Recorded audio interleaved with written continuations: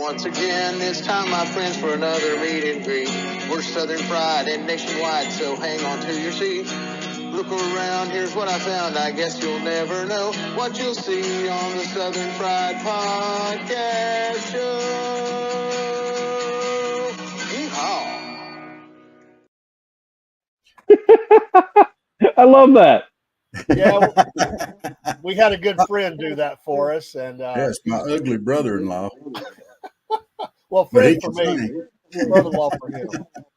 He has his own YouTube channel, and he did us a lot of work just on the family rate, which was like free. So he was great. Yeah. Hey, folks, we just jumped right into this live, and we've been advertising all day, well, since yesterday, I guess, about this. And welcome to HumpDay News, Southern Fried Podcast, and Cornbread Nation. Of course, I'm Dave. There's Rob, and we got our special guest. And I guess it's okay if I just call him Hillbilly, but his name is William Joseph Roberts, and he is a publisher with Three Ravens Publishing, if I said that right. And we're just going to hang out and have some fun. I met him at the Green Eyes Festival in Chickamauga, Georgia, and really enjoyed talking with him. And I am excited about a couple of the series that he has in his publishing house, and they're just so killer. And he's going to talk about some of those tonight. And the newest one of the Trailer Park series, I just cannot wait to even talk about that. But Rob, you got anything before we get going? I hope you're doing well today. I got to talk to you all day. Well, I've been running all day. It's been my birthday all day today. And oh, yeah. My wife run me over to Dothan. I tell you what, she fed me one of the best seafood lunches you could have. I had raw oysters, scallops, and shrimp. They were cooked. Oh, dude, you ate like a king then. You right. Well, happy birthday again, Rob. Happy birthday. Well, thank you. I'm 39. 39, and you're lying. No, my mama said I could never be 40. Because she wasn't going to have a child older than she was. So I have to mind my mama. Yeah, we do have a little echo, Michael. Mine and Rob's in. I'm not sure what's causing that, but sorry about that. We might try to come out and go in individually here in just a second. So not really sure what caused that. But we're going to let our guest talk a lot. He doesn't have that problem, so we're going to be quiet and let him talk a lot about his publishing. Thank you, Hillbilly, for being here. I guess the first thing I would say is you mentioned military service, and I want to say thank you for your service. Absolutely. I was a damn dirty crew chief on F-15s my whole time in. And yeah, day 3 of boot is when I earned my call sign of Hillbilly. Gotcha. But I grew up in Southern West Virginia. You know, I grew up in Logan, Mingo County, you know, Hatfield, McCoy territory. And so my West Virginia was deep. And I had people that had to translate for me sometimes. Yeah, I understand. It's hard to understand. I had a friend went to different places. I think, Rob, you said you went to was it Michigan or somewhere? You said they couldn't. I went to Great Lakes for boot. Okay. And then I went to. Okay, so you were Navy. Yes, sir. Yeah. What I wasn't ever. I didn't go on a submarine ride. And I wasn't ever no bubblehead. But I went to Adak, Alaska, and then I went from there to the Carl Vinson, which was in dry dock in Bremerton, Washington at the time. And that was a sight to see if you've never seen an aircraft carrier out of the water. That was amazing. Oh, the props on that thing are huge. Well, Hillbilly, tell us about a little bit about your story. How'd you get into sci-fi publishing? And I'm sure that is something you probably had a love for your whole life. But tell us about that. Yeah, I mean, I've been writing as long as I can remember. I mean, even in like grade school and stuff, I was jotting down these little story ideas. And all through high school, I never had anyone that could point me in a direction and help me figure out what I needed to do. You know, I'd talk to my English teachers, my lit teachers. Nobody had anything that could help me. So I ended up going in service after that. And was it in about 2002, I started actually writing my first official fantasy novel. I'd hurt my back when I was stationed over in Okinawa, and I had one of those flare ups. So I'm out of commission for about a week or so with my back all seized up. I'm just sitting there creating the world and punching all this in, and I found how much I had missed. And so fast forward from that, get out of the military, go to college, get married, start having kids, got a whole new career. And I'm still trying to figure out how to go about the craft and the business. And I'm not finding any groups or anything like that that can help me. And then lo and behold, where I was working at the time in, I think it was 2016. Michael Gantz, who's now a good friend of mine, he was the ASME inspector for all the welds and things like that, pressure vessels that we were creating there at that boiler shop. And he told me about LibertyCon here in Chattanooga. And man, I tell you what, as soon as I went to that convention, I learned so much about the craft and the business, and I hit the ground running. So I officially opened the doors of Three Ravens in 2019. Originally, it was supposed to be a way for me and my two partners. There's actually three of us. Me and my two partners to publish our labors of love that we didn't want to give to another publisher. But then we opened the doors to help others realize their dream, because I struggled for so long. And I love just about any kind of story. It doesn't matter if it's science fiction, fantasy, horror, a good thriller. I love a good romance. I read anything that I can get a hold of. And trust me, whatever you can get a hold of on a deployment, you start reading it because you got nothing else. Yeah. So, the one thing with where Three Ravens has gone since I opened the doors, it has outgrown to the point where I need to get rid of the day job so that I can do what I love. Yeah. Awesome. Yes. Between the writing and the publishing, I've got people that submit from around the world. We have multiple award-winning novels and anthologies. It's been a crazy ride, and I never realized any of this could happen. And it ended up being just my anal gumption. All right, I want to do this, so let's do this, and I did it. Yeah, that is great. That's amazing. So I was noticing some of the titles in your books, and titles a lot. I'm a big time reader, and a lot of time titles will hook me. Just the titles of a book will hook me in. But you've got some very interesting titles on there. I like it. Yeah, let's show he sent me these three main ones, and let's talk about them. We'll kind of get into it. I am absolutely infatuated with this trailer park series. I'm going to have to get them. And Well, you've got, okay. and I'm going to put this up, and we'll let you talk about these.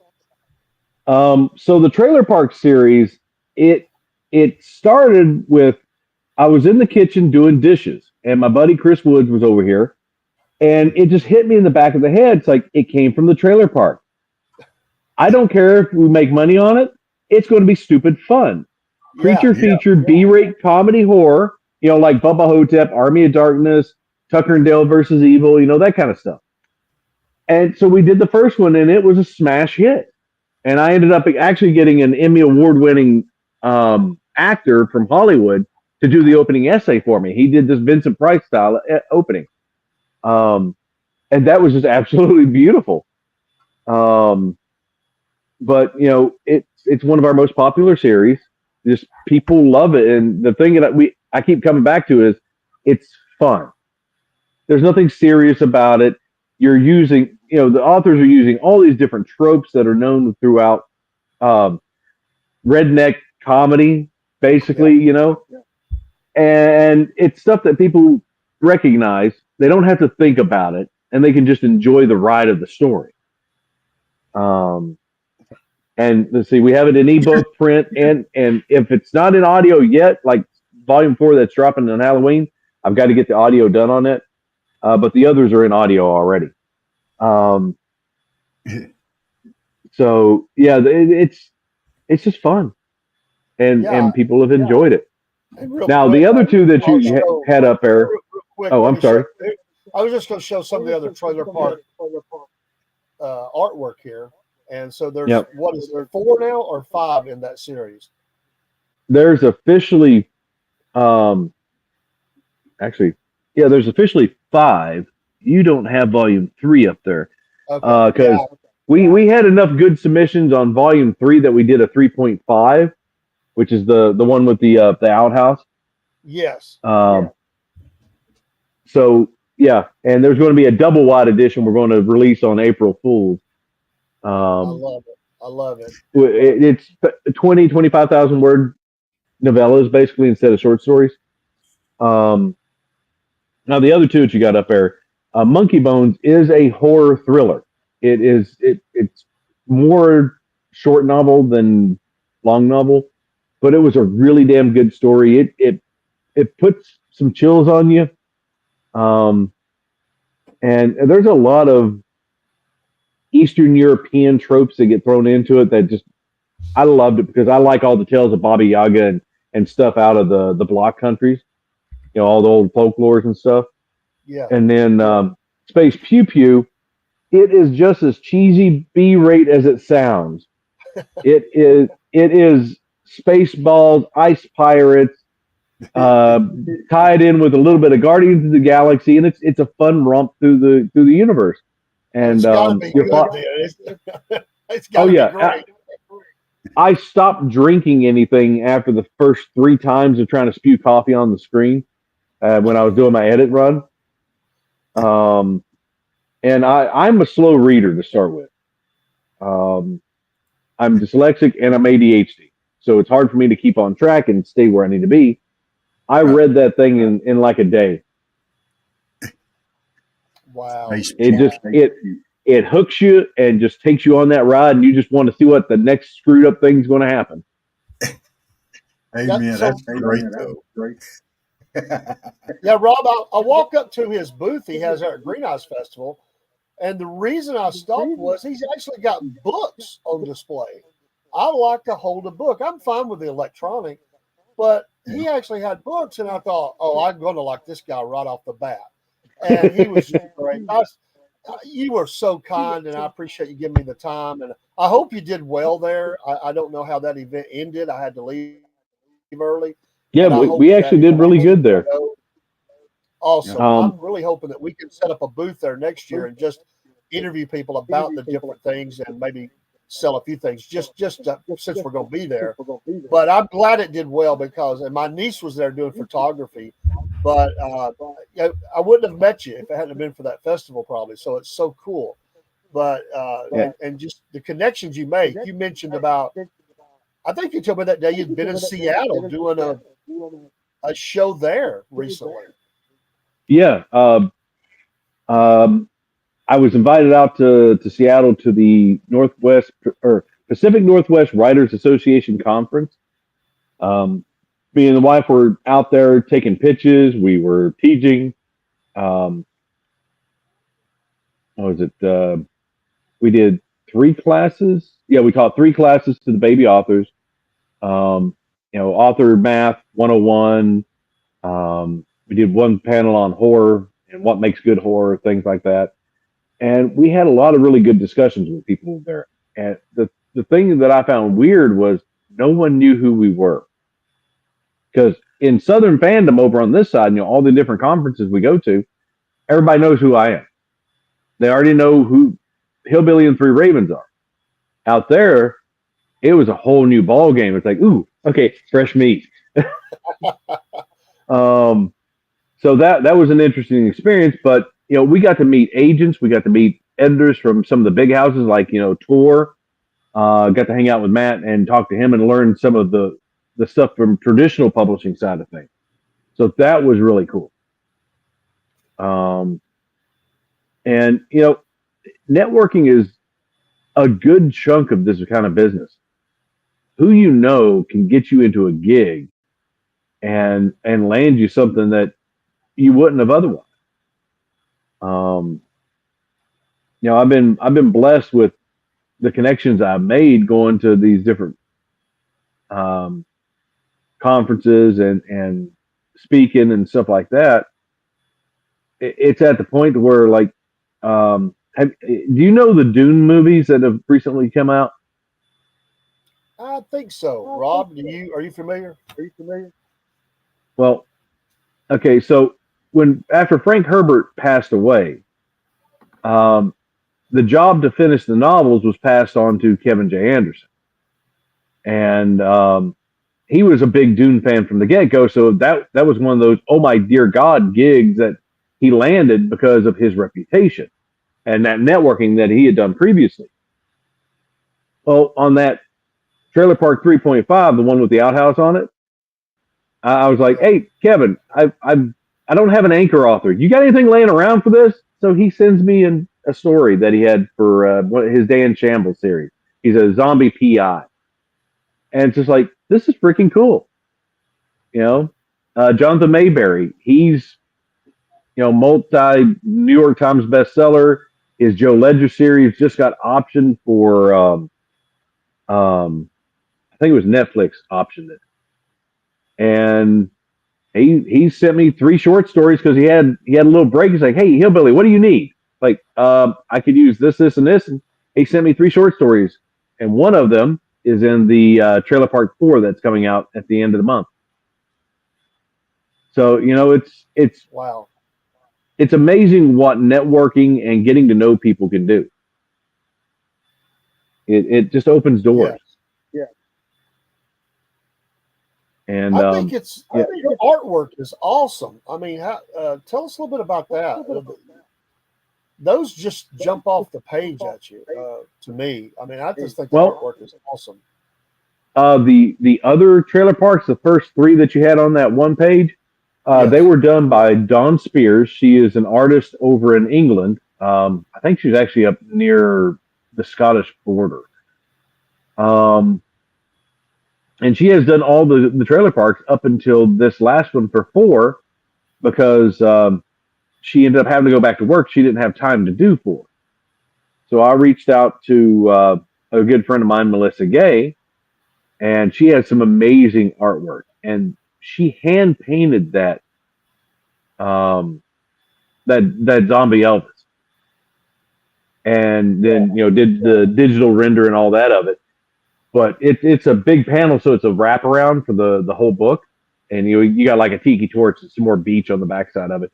But she hand painted that. And then I went in and did the typography on top of it. Wow. I have no talent. I'm amazed. I'm really amazed at what some people can do. So how many books does the publishing house have out right now, like total? Somewhere near 100. I lost track. This year has been a little bit crazy and busy. So we haven't got out as many as I wanted to. They've recently brought me back to the office for the day job, so that shifted things around a lot. We're nearing on 100 at this point.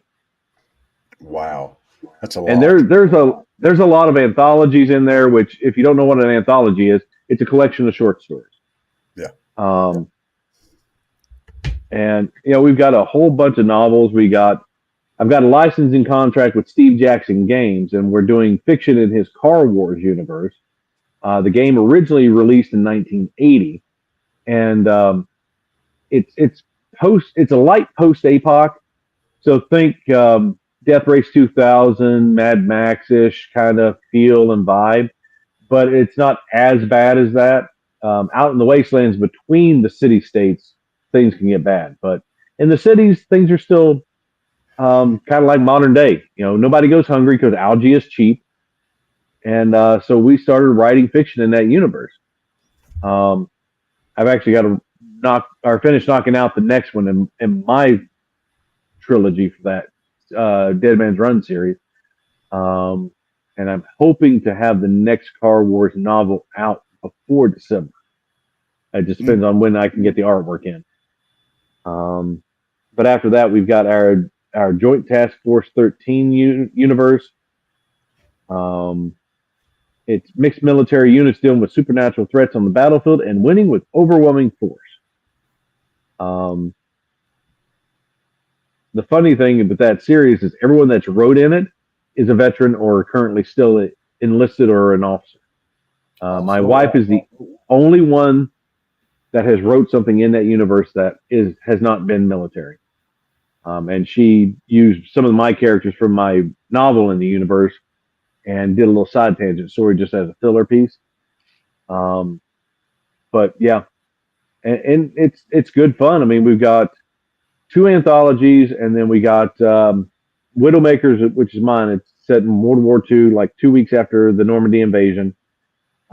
We've got one set in Civil War, one in Gulf War era, one like Hunt for Red October, kind of 80s vibe to it. You know, that the thriller type. A World War One, and I got another World War II that I'm editing right now that I got to get out soon too. Wow. That's some good genre material there too, and some good people to write on it. People that are the actual veterans and such. And you know, the attention to detail is amazing when it comes down to working with vets. Right. They've been there. They understand. They know what's going on, and that's where it all ties in. Is the realism that's involved. Yeah, and that's one thing when I'm doing my edits. I'll mark people on things that's like, okay, the Glock does not have a freaking safety, and no, it is not a clip. There's only 2 guns in the world that have a clip. It's a magazine, so get it right. Yes. And there's a lot of people that get that kind of stuff wrong, but that's the kind of details that we try to make clear and make sure that they're right, you know, because if I don't catch it, somebody out there is going to catch it. Absolutely. So our quality has been noticed by other people, and I've gotten comments from some of the bigger publishers about the quality of our titles, and you know, they look like something they'd be putting out. Well, you talked about Dune a while ago, and then Kevin Anderson. And I'm going to tell you something. I started when I was in high school reading the originals that Frank Herbert wrote. And it made a lifelong fan out of me. Now I've gone back. I've read everything Frank wrote. I've read everything in Dune that Kevin and Ryan wrote. And oh my gosh, it was an amazing trip. I think Kevin's working on the next one right now. Is He busted his ankle up on a hike, so he's been healing. I think he was working on the next Dune book. Wow. I thought the last one was going to be the last one. The last one that I read was going to be the last one. Oh, maybe I'm wrong then. No, I mean, maybe he is. That'd be awesome. I'd like to have one more. I haven't seen him since like February. Well, no, I saw him at Dragon Con, but that was like in passing. And Dragon Con is insane. You're talking like 75,000 people, and you see each other in passing, and that's about the end of it. Wow. Because you're always going. I mean, when you're at a con, you're doing panels, you're talking to people, you know, you're networking. Oh, and see, I would love to meet. I'm a huge Dune fan, so it's right up there with me. I mean, that is some of the best sci-fi out there, in my opinion. Now I haven't read your books yet, so that's next on the list now. Well, now I have 5 novels to my name so far, plus I'm in 40 different anthologies, I think, at this point. I've lost track of that too. Now, all of your stuff is at Amazon, right? So if somebody wanted, you can find it all on Amazon. Let's see. My first novel was Flux Runners, which is I tell people I had to get that out of my system before I could write something serious. It is chaos in a box. It is the little man trying to fight against the big corp and just trying to make a living. You know, I grew up in Southern West Virginia, and a lot of times that theme of fighting the company store is usually right there, either smack you in the face or it's lingering somewhere in the background. And these guys end up getting forced into a mission by the government and end up finding a way to another solar system, and they set up shop. And the government don't like that because now they're losing control. Oh, And so we get a lot of chaos going.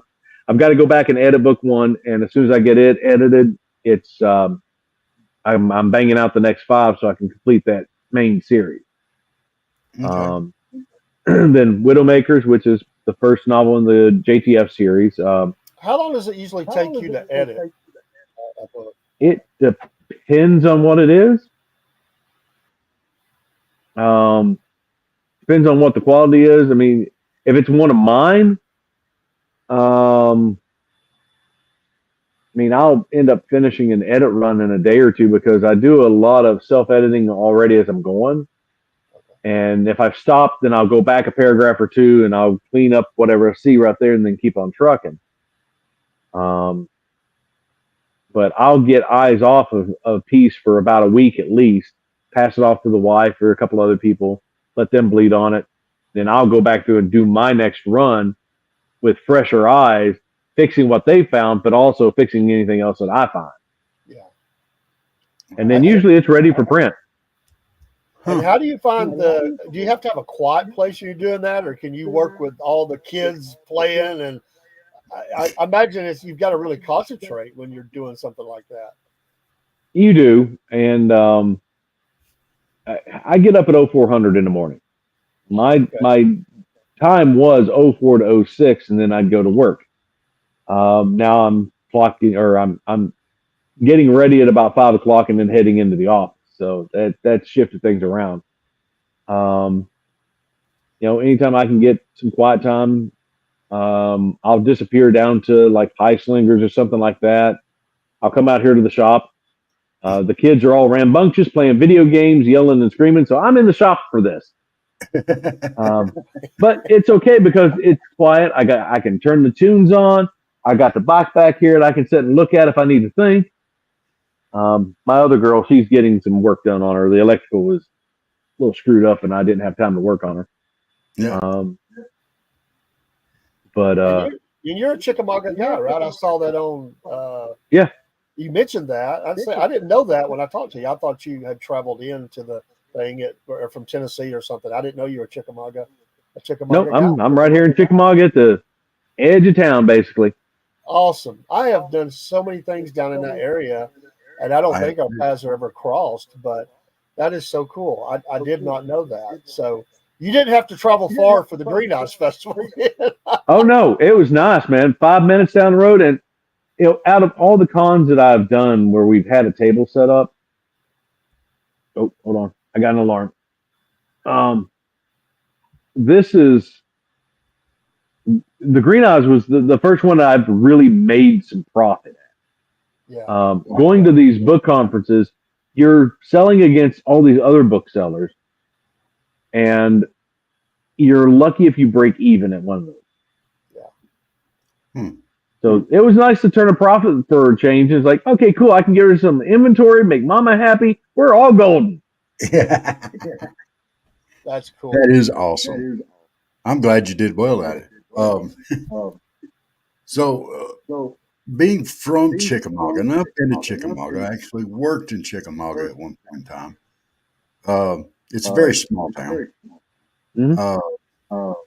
It's probably very much akin to Colquitt, which is where I'm from. And you know everybody. Everybody knows you. What's that like being there? I don't have that experience here because I don't really know a lot of people over in town. I mean, we stay so busy with our own little clan.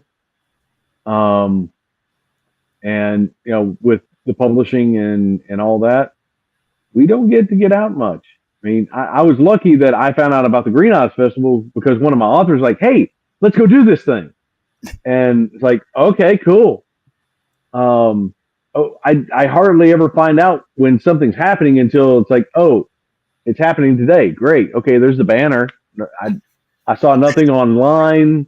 Yeah, You know, no notification. I know. Um, I've had that happen before. You know, I have too. and you're like, now, oh, now, that was see, a great opportunity. You know. growing up in southern West Virginia in the coal country, that everybody knew everybody. Everybody knew everybody's business. If they didn't know everybody's business, somebody's going to be telling you the business. Yeah. Um, and a lot of the stuff that gets wrote into the trailer park stories, it reminds me of being back home, living in the trailer park, and how things were. And you got Yeah. people that hate each other, people that love each other, and I don't know. It's a whole other world, really. Yeah. It is. Now that sounds like where I'm from. Yeah. I just think that is so cool. You've got definitely a couple of fans here, and we're going to be reading some books. And I want you feel free to come back anytime. You got a release coming up. I know you're busy, but we're here to help all we can. You're Okay. you're good people, man, and we want to help you. So any way we Yeah. can, we can promote your books or your publishing or whatever. Open invitation to come and do it. Send us info. We'll announce it. Oh, that'd be awesome, man. I'll Absolutely. take you up on that. You got it. Absolutely. You got it. Keep us busy. You know, I just think it's a cool thing. We've got this thing where we like this sci-fi paranormal stuff anyway, and we're kind of exploring it a little bit. So it's just another portion of what we do, and it's fun. And the fact that it's books as well now, that's cool. So go ahead, Rob. I think you have a question. Um, yeah. Do you have a website or something that people can link to and see when your upcoming titles and stuff are coming out? If you can Yeah. get that, well, just get it. If you would, just send it to us in a text. We'll go ahead and give it to Dave now and let him put it up down there at the I bottom. think actually, is that the website, or do you use Three Ravens? It's threeravenspublishing.com. I mean, Okay. well, WilliamJosephRoberts.com is my webpage. Okay. And Okay. if anybody out there listening is a Discord user, we have a very active Discord. You go to the Three Ravens website and you'll see the link to the Discord up on the sidebar.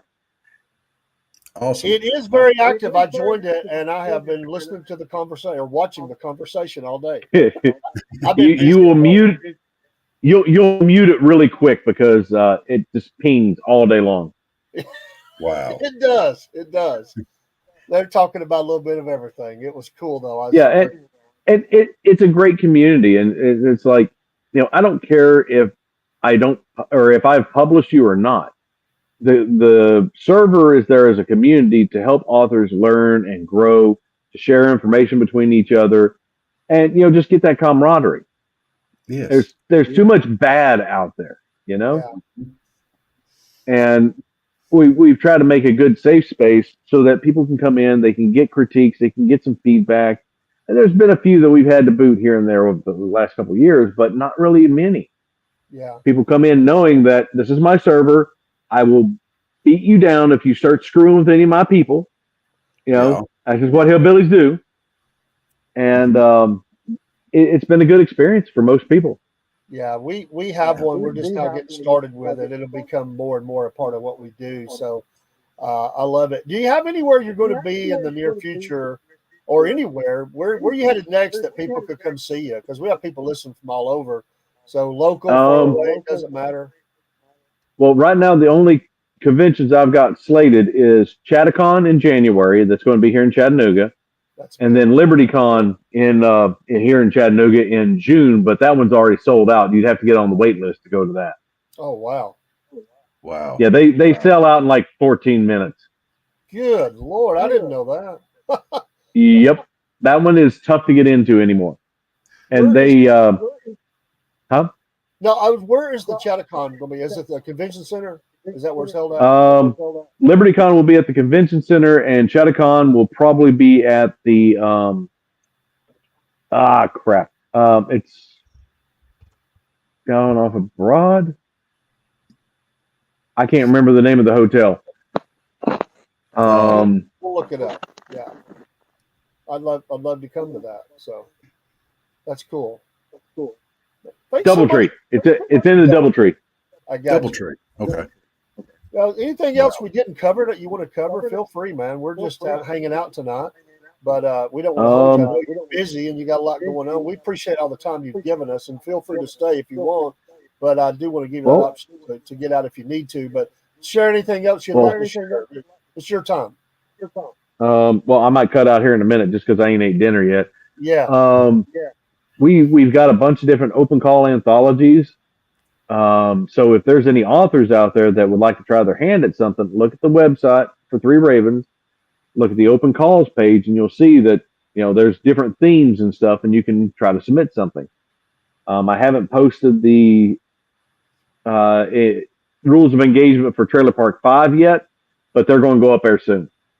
Otherwise, if you're in the Chattanooga area and you want to learn how to write or try to figure out if it's something you want to do, my writing group, the Corner Scribblers, we meet, the third Tuesday of the month at Caffeine Addicts over in Ringgold at 6 o'clock every month.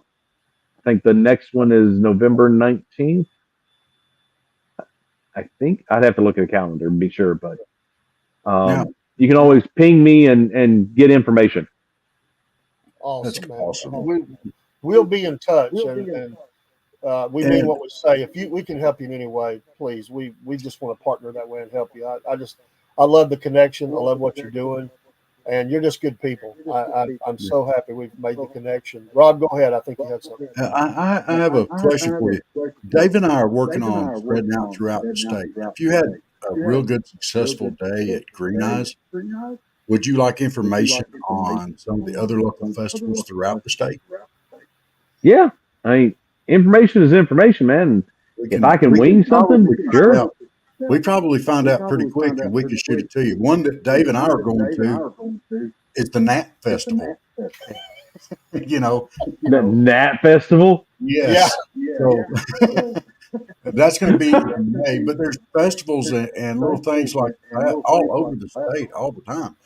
And if you were successful and you had a really good day at the Green Eyes, I dare say most like down home days and stuff like that may be a good thing as well. But all these festivals and stuff throughout the state, shoot, man, we'll help you find the information on them and when they're going to be. Yeah, that'd be appreciated, man. Mayhaw Festival right here in Colquitt, Georgia. They're all over the state, and people don't realize these little festivals and stuff are gold. Yeah. That's it's foot traffic. It's foot traffic, and you're meeting people and networking, like you said. So that's so cool. Well, folks, we'll be happy to shoot that information to you. Get a hold of some of these books. I am so excited about it. I can't wait. I love books. I love to read. And Trailer Park, I'm definitely going to get a couple of the military side as well. But Trailer Park, that's me, man. I love that. I love that whole thing. I can't wait to dive in. Well, Trailer Park 4 is up for pre-order on ebook right now. The paperback will go live on release day on Halloween. So, just keep an eye on it if you're after the paper copy. But if you want to get the ebook, go snag it. The first three Trailer Parks are out in audio on Audible. Yeah. I don't do audio. I actually read, but I do the ebooks, and that is so convenient. Yeah. Oh, see, I love audiobooks because audiobooks saved my sanity working in engineering the last 20 years. Oh yeah. You get in there doing blueprints, man, and it's just like, and you can at least listen to something and keep your mind active. Well, I have trouble going to sleep at night, so I generally read until I fall asleep. And then I pick back up there the next night, and I may read throughout the day, but I may read for an hour.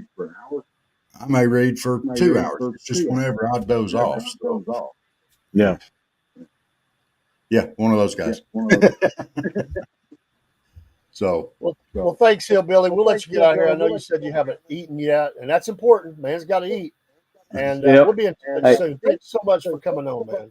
Yes. I appreciate you guys having me on. You guys, if you want to do some kind of giveaway to your audience or something, just let me know. We'll hook somebody up. Absolutely. I'll be in That'd be touch awesome. with you. Thank you. All right, We'll man. figure, Y'all we'll take it figure out easy. what. Yeah, You you too. too, man. Thanks, Take Hillbilly. care. That was cool. Yes, it was. Are we still echoing? No, it was him, and I think it was just the way he was having trouble with the audio, and he had to hook up a little different way, and it caused that. Okay. So we're good now. But ain't he cool, man? I mean, just I love that Trailer Park series, man. I'm telling you, I just love that, and I want to. This artwork to me on this is the newest one he's talking about. That one on the look. Is that not just the coolest thing? It came from the trailer park. I love that, man. I love that. I didn't even know. I didn't. The monkey bone sounds interesting too, and really all of them do. The But space pew pew. yeah, I just love Pew it, man. pew pew pew. I am just so tickled that we've made this connection. You can tell by how I'm acting. Yeah. I just think it's the coolest thing. Oops, I didn't mean to go there. But it is so cool to see that. It came from the trailer park. How could you not like that? I mean, that's just Oh, the cool, man. man. Oh man. And sorry if folks for the echo, but we just gonna let him talk anyway. And he wasn't echoing; it was just us. I haven't been looking at chat, so I apologize. I've been just wanted to focus on the guest. So I have been. There were some extremely rude ones that one I timed out, two I kicked. That's okay. And I told him just to ignore if there was somebody coming or acting up, we'd take care of it. Just don't even just enjoy the show. And for it's unfortunate we have that go on. So I didn't want to be distracted that way.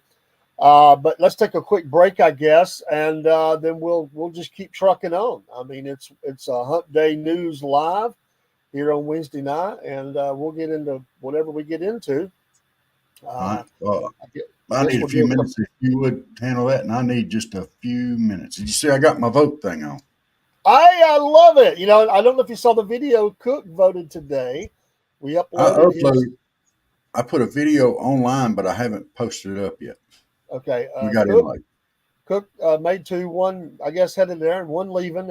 He did it, and have got that up there, and glad to see it. Been hearing from people all week about what day they're going to vote, and they'll let me know when they voted. We don't just talk it; we live it. That's it. That's it. So, Absolutely. I'll be back here in just a few minutes. Okay. No problem. We're going to talk about some different things here. First thing we're going to talk about is Dubby, and love this affiliation we have. Use Southern Fried, the code there. If you go to Dubby, you can get the powders, the drinks, the packets. I'm going to bring in all three. We're going to try them here, and they say it makes you sharper of mind. I need that. So you can go to the website there, get the address. Just punch in W, you'll find it. Use that code Southern Fried. They're all over the place, and you'll see their ads everywhere. And we're thrilled to be a part of that. And if it helps us, it helps us. And so we're thankful for that. And then of course, Mammoth Nation. We are excited about this. Use a QR code. Go and sign up to be a part of that. And it's very affordable. And you're helping American businesses and business people and veterans and all that. And we need America first, baby. America first. Absolutely.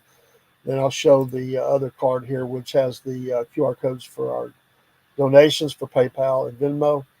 We appreciate you being patient with us when we show these. And I know it's not always fun to have commercials, but that's just things that we do. We want to affiliate. We're working on a lot of stuff. There's going to be a lot more, and we're going to play a quick commercial about our store. We'll be right back. The Southern Fried Podcast now has its own store. Go to sfplive.com/store. These links are also found on Facebook and X and some of the other social streams. You will find shirts and hats and mugs and bags and all kinds of items with many different designs. These are just but a few of the more than 250 items that we have with different designs. We hope you'll come and shop, support the podcast. Every dollar that is paid will go towards keeping the podcast growing, and we thank you for your support. sfplive.com/store. Go shop today and get that favorite person in your life their Southern Fried Podcast item And it'll help us advertise the podcast as you wear these things or take these things out into the public. We thank you for your support.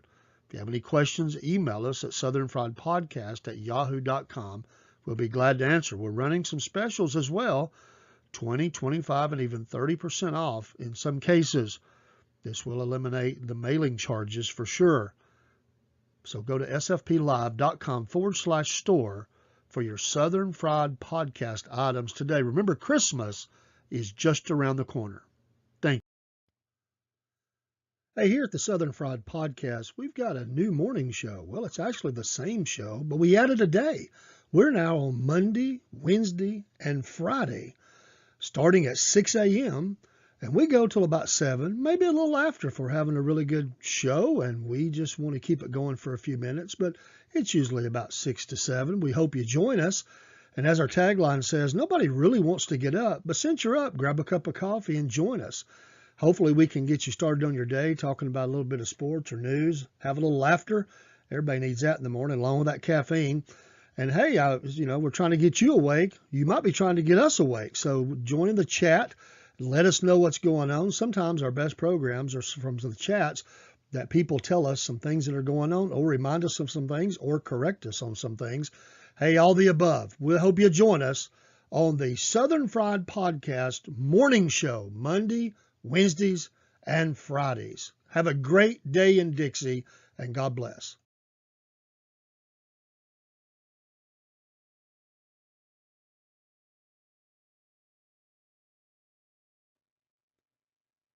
Here at the Southern Fried Podcast, one of the blessed things we've been able to do is partner with the wonderful people at Animal Rescue Alliance, Inc., ARA. These folks are a no-kill shelter in Donaldsonville, Georgia. You see the contact info on the screen.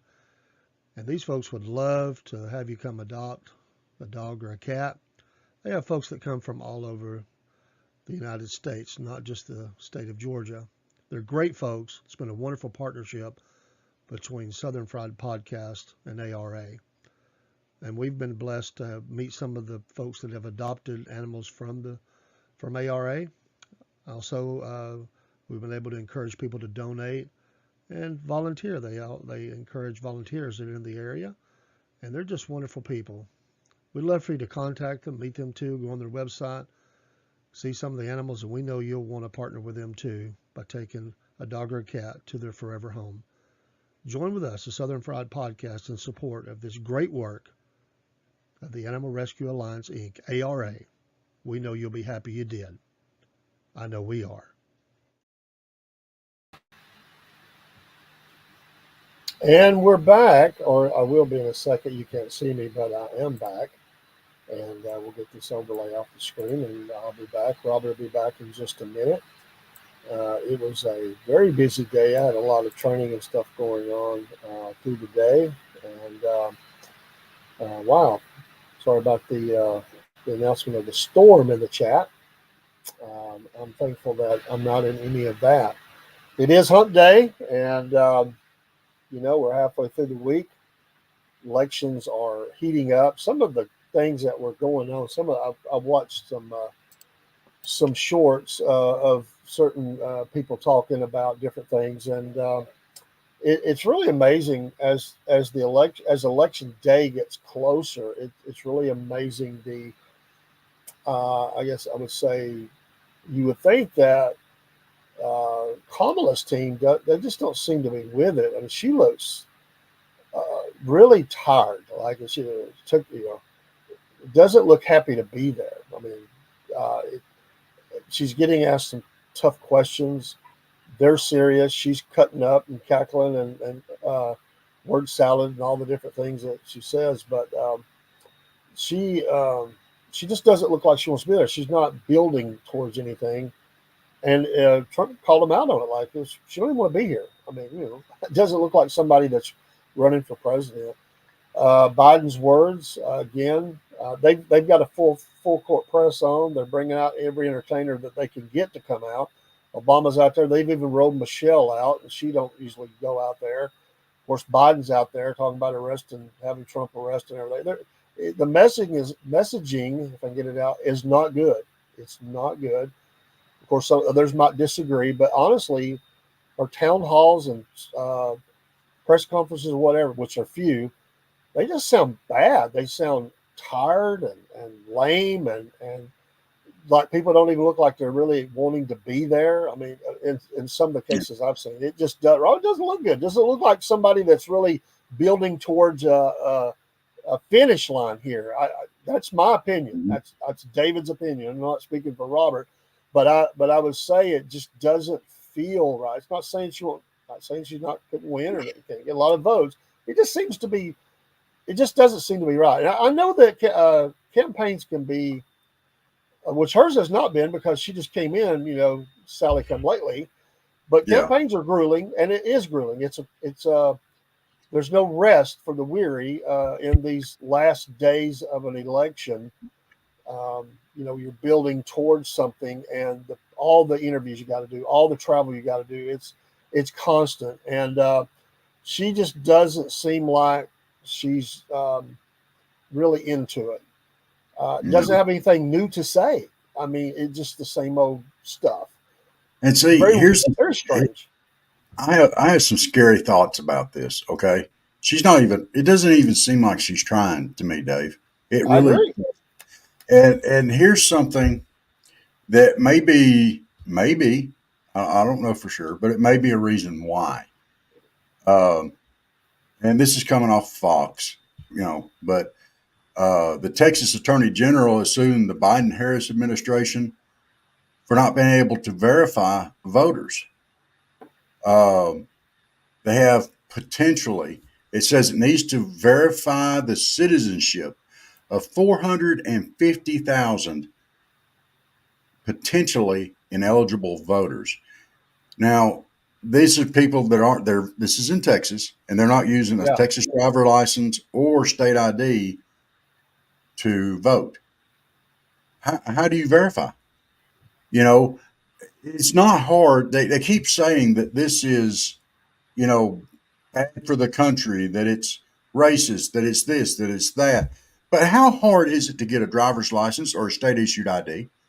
It is not hard. This is not a difficult thing to do.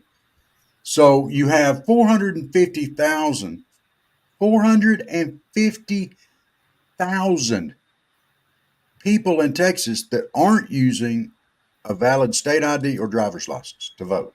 What is up with that? How do you verify that? That DHS is refusing to release the information on their citizenship status. So Texas has no idea. So, this may be a good reason as to why she's not even trying. If you got these kind of numbers just in Texas, my goodness. Am I right or wrong on that? Well, I mean, every state has some different things to work on. There are problems. To what level? I wouldn't say that. That number is, I'm sure, accurate, but that doesn't mean that there will be that much problem. There can be. Every election has them. There'll be a certain level, Yeah. but in the most part, when they go back and look at a lot of that, and I know people don't want to hear that. In most cases, they haven't found a lot of problems or anything. So, but it is something that needs to be cleaned up. I just think as we go forward, they need to clean up the election, these verifications and IDs. But some states are just you got a lot of different rules going on in different states. So, I do like that. I do like that quote. That Colt, I like that, and he should win just for that, right? Because how many times have Yes. you went to McDonald's and the machine's broke, machine's broke. Yeah. Every time you go there. Well, they throw that out there about that. It was there was a death, I think, and then some people sick, and um, you know that's Hmm. people are all in this day and age, people are reaching for everything and saying this is how they're going to steal the election. Those things have been happening and will happen. Uh, I don't see a correlation again to that, but can it be used by people? Well, sure, but it'd have to be on a much greater scale. So, um, yeah, I would rather not. I would rather not have that either. sure. But they did say the onions, as you say, they pulled them. Oh, by the way, I love onions, but it could happen in any place at any time. Some of these things. So um, Well, we got Big Tornado Pro. He's throwing all kinds of amazing news out there. So we'll give him a little shout out there. But yeah, again, there was news that some states won't be ready to announce on election night. No surprise. I didn't expect it, to be honest, for the presidential. I think it always stretches way into the night anyway, even beyond 2020. The problem's there. It seems that it's done that several times because the lawyers are waiting, and there's going to be a lot of law on either side. This thing's going to turn yes. into a legal drama in some states, just like it did before. It's not going to be clean that way because if they find something that they can work on, then they'll say, well, we'll challenge it in court, and they'll Yeah. get injunctions against them now. But there's only so much of that they can do. So we'll just have to wait and see where that goes. You know, Well, I don't know, but we are going to be with y'all here on election night, so we're going to stay up late with y'all. If yeah, you want to be in that. I'll be at an election headquarters or precinct, my precinct, and then to election headquarters and then home. So we'll also be talking about other races. We can talk about uh, others in some states, or you can talk, Robert. You can talk about what's going on in your area. We can look at what's Yes. going on in this area or any other area that's pivotal to, whether it's state senators or whatever. And if anybody wants to come up and talk about, uh, you know, Yeah. about election, let us. All you got to do is message us, and Yeah. we'd love to have you. Just follow the rules. That's all we ask. Family friendly. You can have Yeah. passion. You just can't. We're not going to bring up anybody that takes the opportunity and burn us like that. I wouldn't say anybody in here would do that, but we just want to make that clear. We'd love to have you. I think it'd be a great night to do that and get people's perceptions about what's happening real time. So, Look, we love having all of our people out there at comments, but we do try to keep it as family friendly as possible. And we understand sometimes it gets a little rowdy. That's okay. We don't mind that. But there was some earlier tonight that won't be back. And I'm going to put that out there. And I shouldn't have to put these kind of rules out there on chat, but maybe we should list them somewhere, Dave, because there's just some stuff that we're not going to put up with. yeah, I mean, don't be a juvenile. I mean, a nasty Yeah. juvenile like that. Having fun's one thing, but I actually told my guests, I told the guests just to ignore the chat because sometimes we don't have a mod. That's going to change one day. Yeah. But we don't have a mod for that. We're actually working as mods, and sometimes we're really busy. So if you're upset with what somebody said in there, just know we're looking and we're trying to do it the best, get to it as Yeah. quick as we can.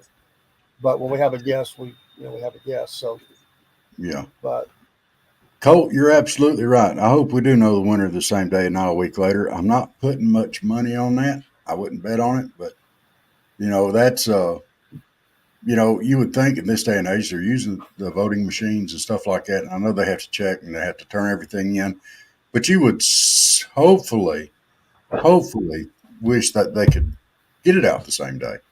That would be nice.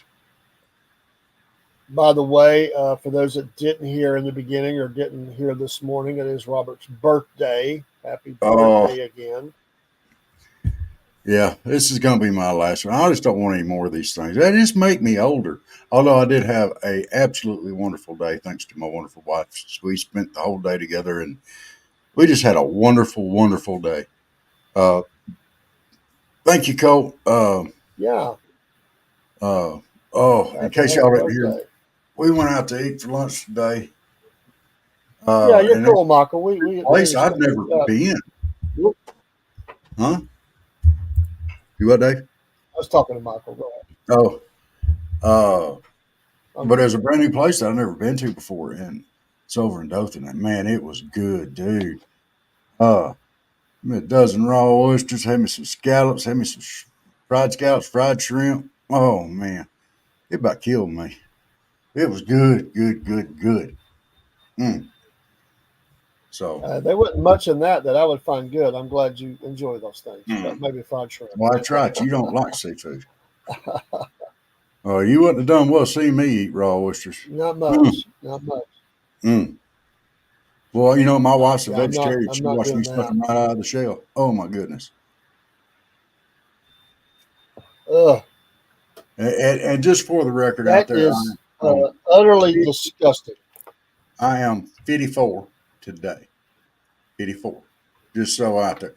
It only took me 54 years to get to looking this good. Uh, wow. Y'all just don't realize how much effort I have put into becoming this good looking. It's not easy, Dave. It's not easy to be clickbait worthy to be on the Southern Fried podcast. Uh, just throwing it out there. Well, good, Michael. Glad y'all had an opportunity to talk. Yeah. You thought wrong, Michael. That's what you get for thoughting. That's not very nice. Yeah. Hey. Yeah, I'm gonna have to give out some more nice lessons. I already had to give some nice lessons to Dave. Now I had to give some nice lessons to Michael. Uh, that's not very nice. In fact, I'm gonna tell on you, Jenny. So Michael said he did thought we I was ban any 64, not regulars, or 54. was it new people? Oh, you got oh-deared, Michael. Mm. I'm just glad when we went and voted today, they saw it was my birthday, and I was like, "Yep, I get to vote on my birthday." And you did wish me a happy birthday this morning. You did, and I appreciate it. And he got the age right in that one too. But the lady at the voting precinct, she told Jenny, "You be nice to him today." I hadn't said that to her at all since then. The lady at the voting thing said for you to be nice to me. I hadn't repeated that at all.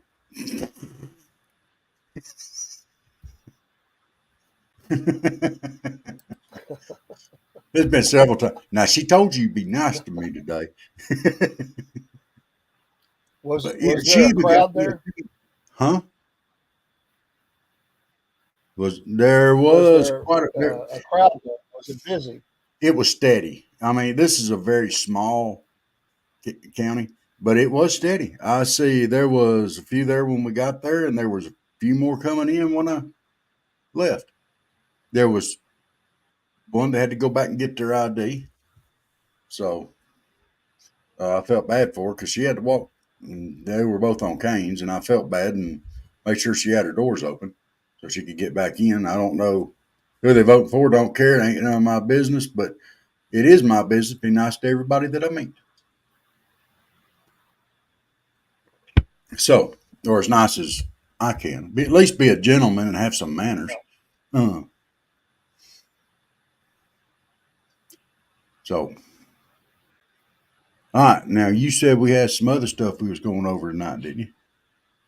Just going to talk about? I did not, Oh, but I can, but I did not. I do yeah. I don't not want to talk have. about me being old anymore. You getting uncomfortable with that or something? Like, Dude, it just seems like just the other day I was 40, you know, and that was almost 15 years ago. deal with it, man. Deal with it. That's life, man. You just gotta roll with it. Well, Roll with the it's, punches. it's, So, it's better than the alternatives. Don't get me wrong. No, I mean, so, uh, oh my goodness. Uh, you are. Well, that is, I think that's that's pretty cool. probably. I think that's what we hope it's accurate that people are reporting that. Again, swing states, toss-up states. We'll see kind of how those numbers go, but you know, I it really makes me wonder. It's kind of hard to figure out. And again, we don't attack anybody on how they vote. I just think that the problem that people have that are voting Democrat, the to me, there's nothing exciting there. The only thing that to me that you're running on or you're voting on is that you hate, actually hate, despise Donald Trump. I can't just in any world, just looking at it logically, see how anybody could be excited about Kamala's campaign. It just baffles me. Now, I think Trump at times has missed. There's been times he's not been on point. I mean, he's human. He's not perfect, and none of us are. And there's been times he's not on point. But he is relaxed and loose for a guy that has had 2 or 3 attempts on his life. I mean, he's rolling along. They keep wanting to point out age, and she's younger and hipper and all this. It's not coming across good. And there's nothing there for them to brag about. All they do is bash him, talk about how they're going to straighten out the mess that they created. They just leave that part out. They have no plan, no real plan said, except for offering some money and bragging about you're going to be able to kill on demand. I mean, I know people get mad I said that. But let's be honest, that's what they're doing. If your campaign is based on that, it's a sad campaign. And it just seems to be old and tired, and that's what they call him. But that campaign looks old and tired. I really honestly thought moving to her, well, Biden was, obviously had the problems he had. I thought it might catch some energy, and it did briefly. They rolled it out. I mean, they were playing the rock star thing going on, and then all of a sudden, I mean, as this thing has went on, it has slowed down. It's stale. There's no energy there. And outside of they hate Donald Trump and you don't want him, he's going to destroy the country. He's going to kick you out. That's all they got. That's it. And it's not true. Even what they're saying isn't half of the 3/4 of it. The stuff that Trump said that they fact checked on and said wasn't true, they're coming to find out it is true. But Kamala Harris was a rock star till the first time she laughed and did that cackle.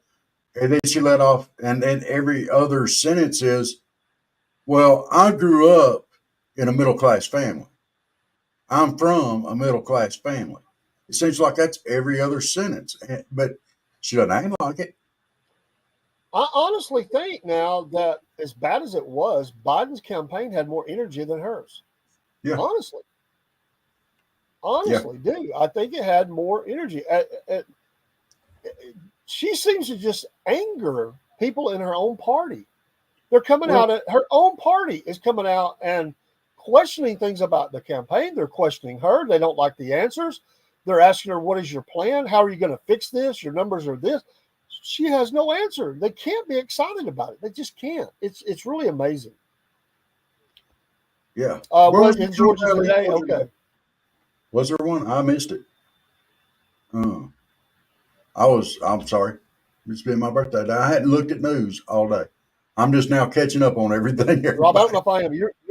You're lagging a little bit, Rob, just so you know. I just want you to know. I'm not sure what it is. Well, it's not the sound, it's the lag. I'm not really sure what it is. I don't know if I am or not, but you don't seem to be. I'm not. Some of the things you've said, we've only caught. Hey, Crispy. I just wanted you to know some of it was cutting out, so there's lagging. I'll tell you what. Let me pop out, and I'll pop right back in. Yeah, it might be good to do that. Okay. I'll be right back. We appreciate everybody in the chat. Appreciate your keeping us up to date on some things. I mean, it's been a busy day. I've been trying to get ready for tonight, the interview, and many other things we're working on behind the scenes. Again, we are going to start some, and I know you think, oh, I don't want to do that, but we are going to start some email marketing. We won't overload your email, but once a week we are going to start putting some things in the email that will be announcements of things we've got going on. We're working with MailChimp, and we're going to start doing that. If you'd like to be included in that, just email us or email. And when you email us, we'll have it and just say join or something. We'll have something more official later, links and stuff. You can do that. We'll have our own website soon that you'll be able to go and catch links and see all the other, everything will be loaded there. All the streams will have links and everything on it. We just got to have some time to get it set up. We really just got in there, so there'll be opportunities for you to get on the email list. Opportunities for go to our website. All the streams will be represented. All of the affiliates, everything will be there. We just got to get it set up. So it's going to help just expand what we're doing. And those things, all the streams are growing. Some faster than others. Some are exploding. But everything has growth, and we appreciate it. We Is that any really, better? really appreciate it. Thanks for your support. Much better. Good. Mo better. Mo better, better, Mo better. better. All right. By the way, I saw a news article that in New Zealand, we were talking about New Zealand the other night. I don't remember what the context was, but it was New I can't Zealand remember sheep what herders. oh yeah, the sheep herders. I hated that name, but um, but um, in New Zealand, emotional. The article. This is AP article. Emotional farewells are a common sight at airports. Right, you're telling everybody goodbye. Yeah. Well, now in the city of Dunedin, they have made a change, and they say you now have a 3-minute limit for goodbye hugs in the areas airports drop off uh, to prevent causing traffic jams. Max hug time, 3 minutes. The signs warn. Max hug time, 3 minutes. So get your hugs done. Before you get to the airport. Say your little goodbyes. Keep things moving. They say. Some are going to be offended at that. Some won't care. But I thought it was interesting. I really did think it was interesting. Um, I'm going to tell you who. Mamas and grandmas are not going to like that. They're going to say, "Well, I'll stay here as long as I want. Hug my grandchildren or whoever else." they just go hug who wants to. That's right. By the way, if you're not a hugger, and some people are not, we are. At least I am. Our church is, and we're my down here family in the is. South. We hug. We're the South. We hug. Okay. And here's another election topic that has been coming up and becoming more and more discussed and out there. And I can't believe this is even a topic. But I mean, you're going to have these small groups out there that of voters that are undecided, and some of these issues may matter. Transgender athletes, boys playing in girls' sports. Why, number one, is this even an issue? I mean, it seems to me like it's fairly cut and dry. Okay, if you're a man who feels like you're a woman trapped in a man's body and you want to be a woman, okay, but you're still, on the outside at least, a man and physically still a man. Why are you competing against girls? Why? I mean, it's been proved over and over again that men are generally better at sports and stuff than women are. That's why they had two different lines to begin with. And this is a way for them to cross that line over here so they can compete and excel against people that are handicapped to, not handicapped, but are at a disadvantage to compete back. You know, I don't understand why this is even an issue, but it is. And they're wanting to change clothes in the same locker rooms and all that. When did the boys' locker room go away? But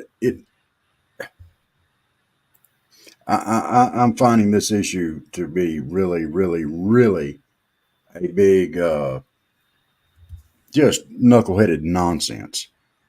You know, I mean, they're doing away with girls' sports one boy at a time. Sorry, that's the way I feel about it. What do you think, Dave?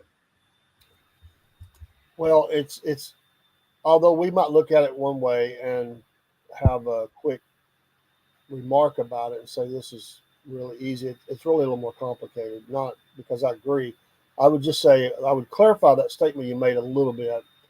I think it might be offensive whether you said that men are better at sports than women. That's what we should say is that most times, not always, they are stronger, bigger, um, even faster, but not better. That's describing the ability, and the ability is there's amazing female athletes. I wouldn't say better. They just have their physique allows them to be, not always, but most times allows them to be push females around more if it was like basketball or something, or football or whatever. So, but I wouldn't say better. I would just say they have. I mean, just like athletes forever have increased. They I mean, look at do. linemen from the 1950s to linemen now. Men have gotten bigger, so have women. Um,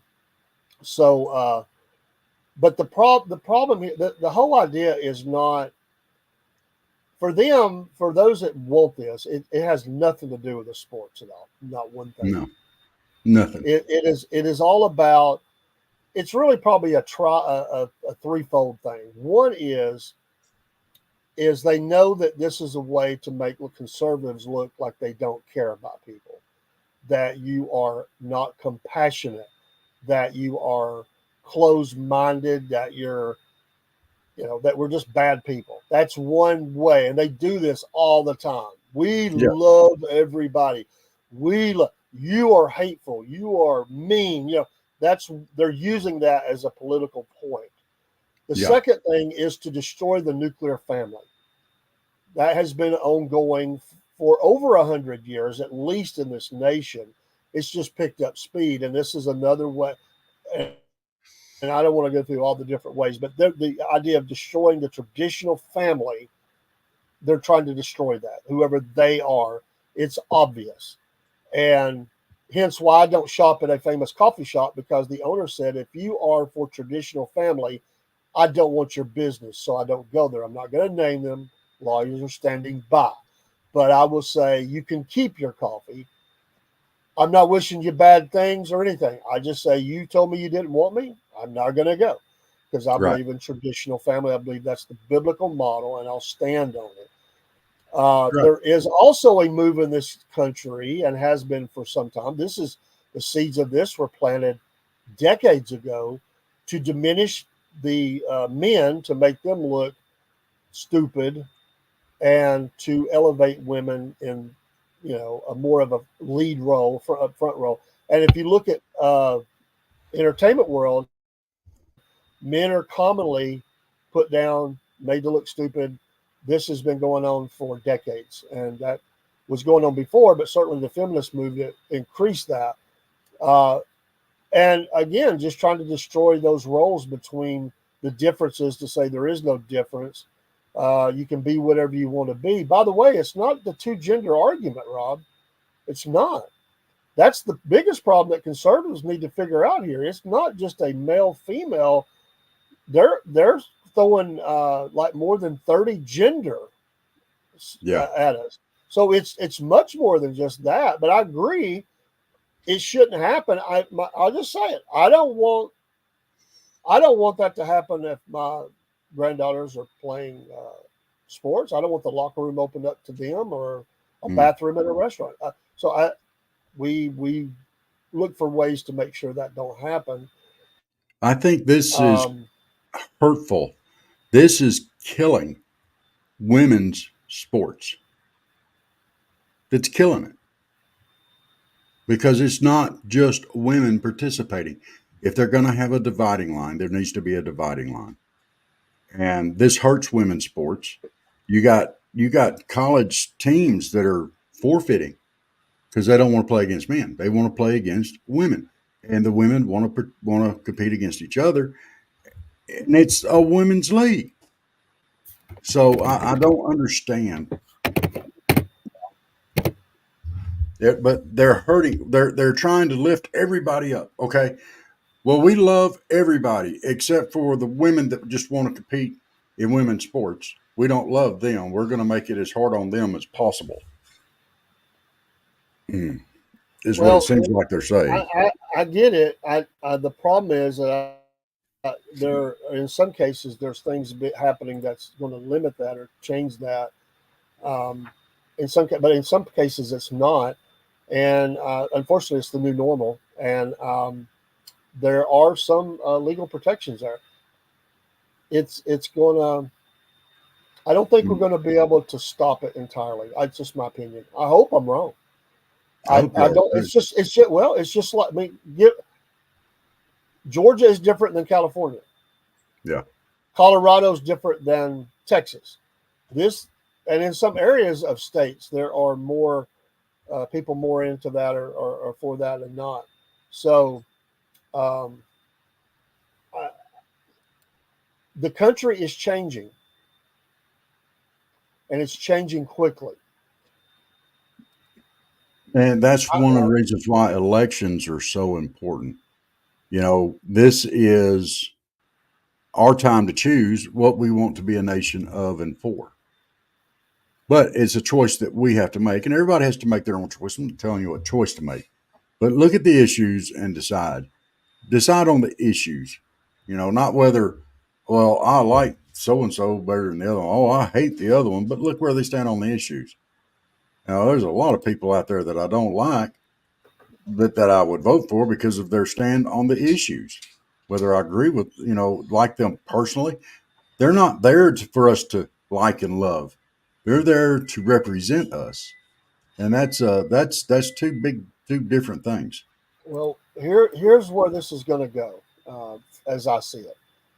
All of this is going to go to the Supreme Court. Hence, why they're trying to destroy the court as it stands right now, because they know there's a conservative majority. Yeah, Usually, usually, although we do get surprised sometimes. Um, there'll be rulings on some of this in the next 45 days. Some of it will be maybe a little longer, but there are a lot of rulings that people are awaiting, and this is among them, I believe.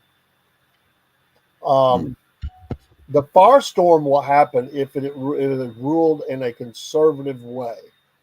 It's going to be, and there's a couple others that have the potential to be that as well.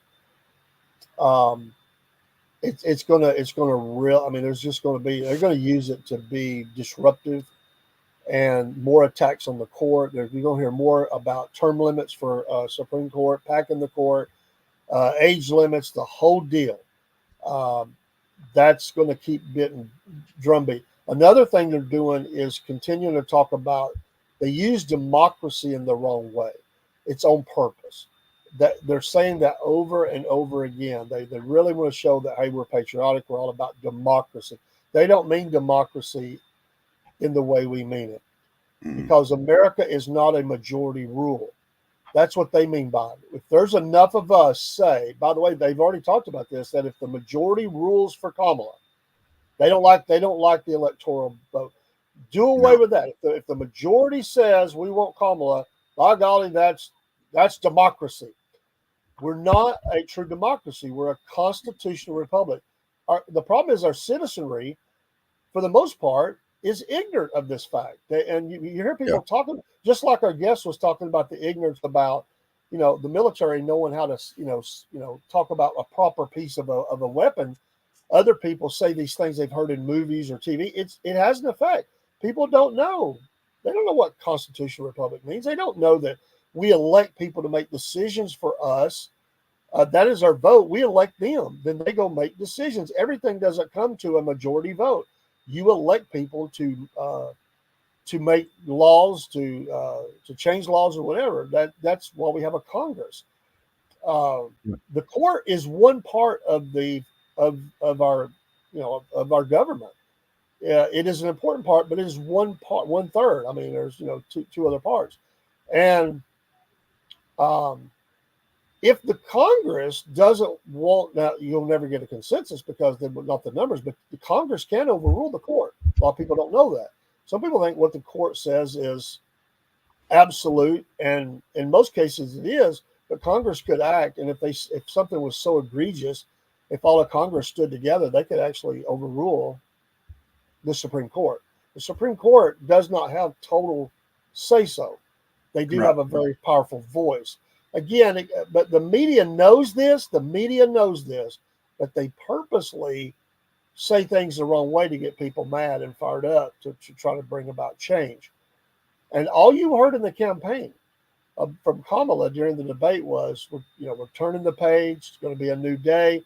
That's what they mean by all this. You got to read between the lines. They're telling you out loud what we're going to do. We're going to pack the court. We're going to yeah, stop this conservative majority. We're going to pack it. We're going to do it. And mm, we're going to bring back Roe v. Wade. We're getting it back. You ain't going to stop us. That's what they're telling us. It's coming. So day one, they're going to be trying to do a lot of if she wins. Yeah. Day one. So that's where we're at. Here's another thing too. And they're talking about they're all for democracy. Okay, they say it on one side. Well, Trump pushed the Supreme Court verdict was to push the decision on abortion back to the states and let the voters vote on it. But by her going up there and reinstating Roe v. Wade, they take the choice away from the voters and make it federally mandated, right? So you don't get to vote on it. They tell you what to think and what to do. You still there? They want a federal mandate that they control. Yeah. Yeah. But you're losing your rights. You're losing your right to decide. They're taking that away from you. So democracy's right out the window. They're just going to tell you. If you don't like what we want, we'll make it federally mandated where you have to do it, whether you agree with it or not. It's the same thing that's going on with women's sports. Same thing with abortion. I think It's the price. I think that's the point. Price gouging. Oh, this is one of my new favorite things here. They're talking price gouging because they're charging so much more for the products like at the grocery store and such as that. I'm not saying that there's not any going on, but everything has gone up from the cost of production to this food, the cost for the fertilizer for it, the fuel cost to transport it to the grocery store, the electricity to keep it cool or the lights on so you can see what you're buying, the rent, the taxes, everything has gone up. Your prices are going to go up. It's not coming down because the rest of it's not coming down. I mean, come on. Again, it's all about messaging is to make the evil business owner the bad people and not the people that cause the problem. They know exactly what they've done. They're okay with it. Yeah. It's another way to message. I've said this before, and people can call me crazy if they want. Do they want to win the election? Sure. I guarantee you there's a lot of Democrats want her to lose. For this reason, if Kamala wins, there's a lot of people not going to get paid. Yeah. They ain't going to make no money. They make money. They make a lot of money. Their bank accounts get huge if Donald J. Trump is the next president of the United States because they can go to their people and say, we got to stop this guy. Send us your money. We gotta do some stuff. And the money will open up and flow. It doesn't flow good if she wins. And people will need to pay attention to that. They're talking out of both sides of their mouth. There's a bunch of them that want him to win so that the chaos can continue and the money will flow and the power can be gained. They don't get any of that with her except maybe trying to get some of the, like the Supreme Court and stuff like that going on. There's only so much they can do, though. I mean, they're restricted by law. But that's what that I'll tell you. It's like two lawyers, man. You made an interesting point. One lawyer, I starve. Two lawyers, I get rich. Yeah. Well, you made an interesting point there with them talking out of both sides of their mouth. And that's what I was getting at with the price gouging. They cause all these issues by, our energy costs go up, and that affected everything from the fuel for running the tractors, the fuel to run the trucks, the electricity, all that stuff that I was talking about a while ago, and the lights being on. And then at the same breath, they turn around and say, okay, it's your fault, business owner, for going up on prices. Never mind the fact that your prices and your costs went up and your taxes and your health insurance and all this kind of stuff that you have to pay. Never mind the fact that all that went up. You're wrong. You shouldn't be worried about making money. You should be worried about doing what we say and just keeping your mouth shut.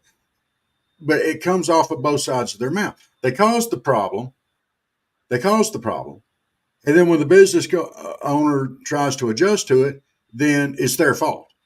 Then it's their problem. And it's ridiculous. I mean, it's right out of both sides of their mouth, of their head. I don't. Ugh. Michael, I understand what you're saying, but believe me, if there weren't law in place, they would have done so much more. Mm. There has been that still has effect. It If does. not, we would all if not we would all be in re-education camps. So I They've would already said disagree with that. you on that point. Is they have federally used the Justice Department to do things that they shouldn't do, but they can't. They don't control all the state law and everything else. So law still has a major hold on what we do. It's important to have good laws because people can still be prosecuted and have been Yeah. even on a liberal side. So it would be mass chaos without law. So I get what you're saying. We are trending in a wrong direction, but thank goodness for decisions that have been made. They did abide by. They didn't like it. They did abide by. When like George W. Bush, the Supreme Court said, that case was thrown out and he was declared the winner. They stood down. They didn't like it. They stood down. So uh, it it does restrict them. I would disagree with there, and this is a free form of ideas. And I love you, brother. I'm not saying you're totally wrong. I'm just saying I would disagree on that point. If we don't have, if law's not effective to some degree, my goodness, where would we be right now? Um, like the law that says you can't turn our military against the American people. If that wasn't in place, Yeah. my Rob would all been rounded up Yeah. by Yeah. whoever got the control, rounded up. When they talk about guns going away, yeah, the guns will go away. uh, and those comments that Biden made. Well, you think your rifles and stuff are going to do anything against the U.S. military? We've got jets. We got good old boys down here that like to shoot skeet. I Michael, know what I they're would just say saying. those people were duly elected. It's Yeah. the people that have elected them. So if they are doing those things, it's the people that put them in. Hmm. So sometimes you get what you vote for. When I look at how some of those people act at the State of the Union on both Hmm. sides, but especially on one side, I think to myself, okay, people elected them. They put them in Yeah. there. They're okay with what they're doing. So why would they not do what they do? Because they've been given a pass. I'm not saying it's right, but they were elected by the people. Now I'm Says a going lot about where we're to. at in America, right? Yeah. Now, Michael, I'm gonna throw something out here. I partially agree with this statement. The whole answer for Kamala for price gouging is to federally mandate prices. Did you hear that, Dave, or is that just my imagination? And she was talking about federally well, and I mandating and, prices. well, well, let me just back up here a little bit and say we might have caused this problem ourselves on the Republican side. And I said when it happened, that was a bad move. And we do have to blame Donald J. Trump for that. And people can disagree with me, they can be mad at me. When COVID hit and Trump stood up there with all of those business owners, or with some business owners, and some of them did not want to do what he wanted them to do. They pulled out that, and I can't remember what it was called. They pulled out that clause, and they basically federally took over some companies and made them make ventilators. You remember that? Yeah. And if you remember that press conference, they had people stepping forward and they were angry. And they basically said, they're going to do what we want them to do. It's for the good of the country. I said, oh my gosh, this is scary. It scared me to death. And I said, wait a minute, are you telling me that a federal government is going to take over a private company, and whether they like it or not, they're going to stop making the product that they have and they're going to force them to make ventilators? That's exactly what they said. That's exactly what they did. That precedent is exactly what they say they're going to do, and we did it first, or I say Republicans did it Well, first. Am I wrong? Did you not hear the same press conference? I'll I go back did. and pull the receipts on that one. I I thought at did. that time, and I don't remember who that guy was that Trump called up there. He looked like the hatchet man. That guy got up there. He was angry and he was pointing. He was saying, "We're going to do it. They're going to do what we want them to do, or basically they won't have a company. We own it. We own that company until we say otherwise." That's scary. That is scary. But looking at it from, there's also another way to look at it. Okay. You're They right, were going to bro. be reimbursed. They're I going to be mean, reimbursed. I get it one way if it's true survival, but COVID, come on. What Well, at excuse can that you use, point in Rob? time, What's the next one? all right, now we're looking at it from the other end of COVID. We know now that it wasn't as big a deal as what everybody was making out to be. At that point in time, we didn't. At that point in time, we had a bunch of people on ventilators. We had a shortage on it, and it looked like it was going to get much, much worse. Do you react to it after the fact or beforehand? They had to have them. So they reacted beforehand before the problem got worse. We didn't know it wasn't going to get that much I worse. call BS on that whole line of thought right there. I'm sorry, man. I got to disagree with you. First of all, and I did. They did find out later that by the way, these things sit empty. There's Yeah. ventilators sitting around somewhere going to waste because they found out it was the worst thing to put them on ventilators. But what you just said is a scary thought. Who makes a decision? And you just said, okay, we're on the front end of that thing. Who makes a decision how serious it is? And we're just going to take over companies in our country and we're going to force them to do what we want them to do, and we're going to use the excuses for the best of mankind and Americans. By the way, they promised other countries these things as well. So it wasn't just Americans. They were promising these things around the world. I said at the time, that's the scariest thing I've ever heard of in my lifetime. I wasn't around when Schindler was, and I get that, and thank you, Colt, for that. But I'm just going to say that's scary talk for me. That's scary talk. Okay. Man, Now, this is going to be one of and those if you're a topics that business we're owner, going Rob, if you to own a business and they absolutely come knocking on your door disagree on. and they say this business is Oh, now am I going to lagging again? stop making cars and you're going to make this whether you like it or not, that don't bother you? Uh, yes, it bothers me. But let me put this out. This is going to be something that we're going to disagree on. I think if there is a national crisis,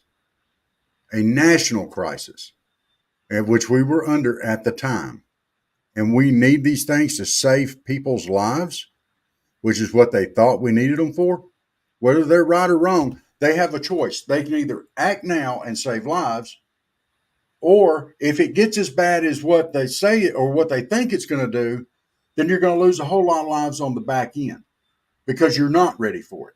There comes a time where it's called disaster preparedness, prepare for the worst. Now, could they have handled it another way? Possibly. But at the time, they thought that they needed them. It was a knee jerk. It was a knee jerk. But what do? Do you just sit on your hands and not do anything? And if it gets as bad as everybody thinks it is, or thought it was, if the information that they only had the information. And we're looking at it from the back side. We're not looking at it now from the front side when you don't know what's going to happen. So I don't know. There's two different ways to look at that. Was it a bad precedent? Possibly. But it's got to be in life and death, national interest. So I'm all about free economy and stuff. But there comes a point in time, you know, you got to do what you got to do. Even you have to make a decision. You have to decide: are you going to be right every time? No, but we're looking at a time now when it was wrong. So, hey, Sig, let me put this out there for you. That kind of language will never be tolerated in here again, and I don't care what name you do it under.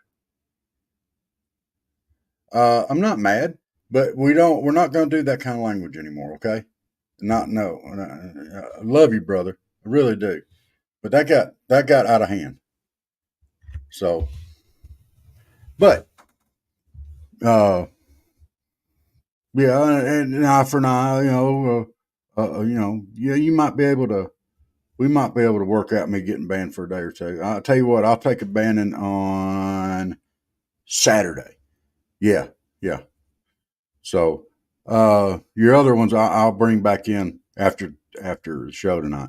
But let's keep it as family friendly as possible. I know we get out of whack sometimes, but uh, there, we're trying to keep it as family. Oh, uh huh, uh huh, uh huh,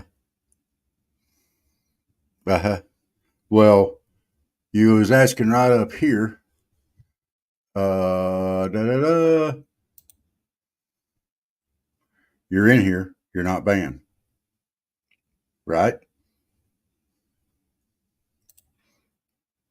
So who did I ban? I think I timed you out. Truth be told, I didn't ban you. The other two I did. We're using the same stuff in the same context. So there he is. He's making it back.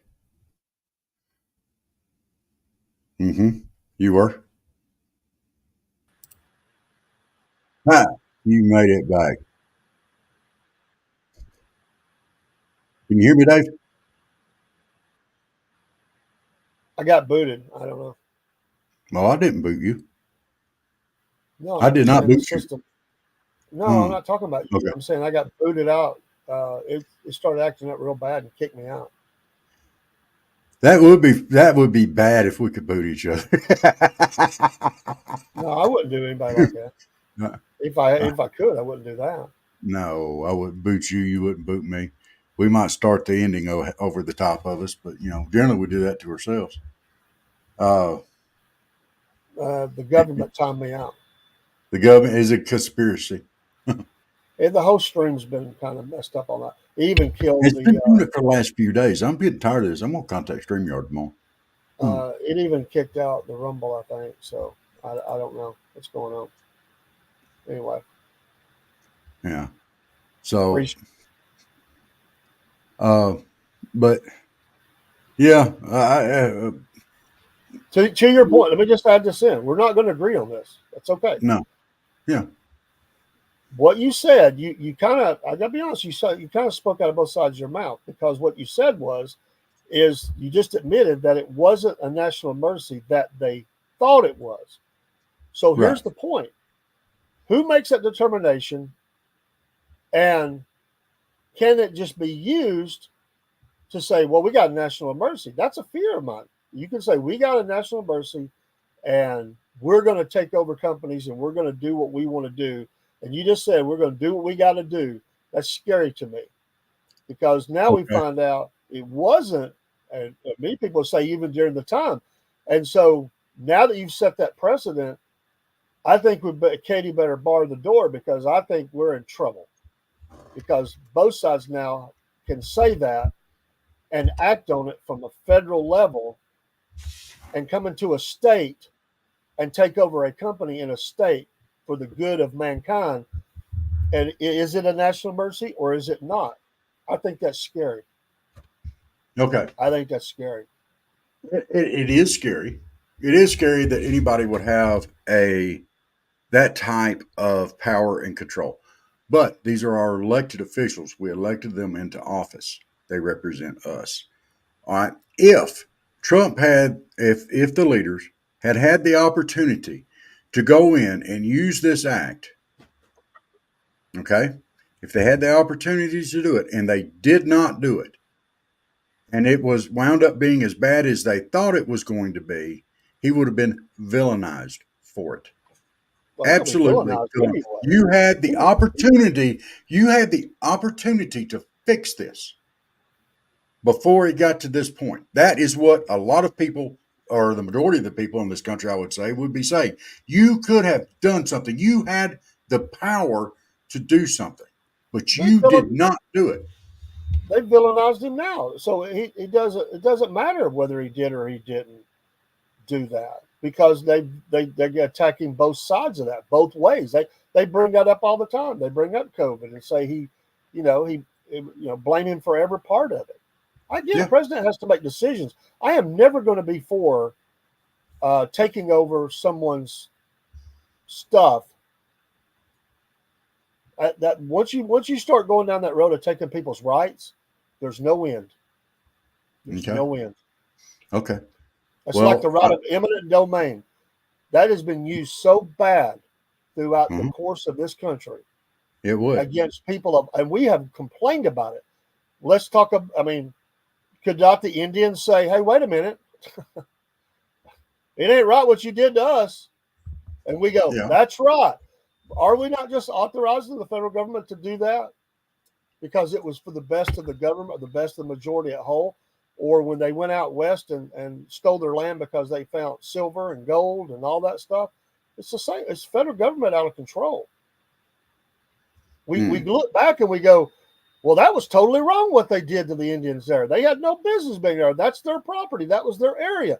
They went in there, they're greedy. They went in there and stole it. Okay. Is that not what we're talking about?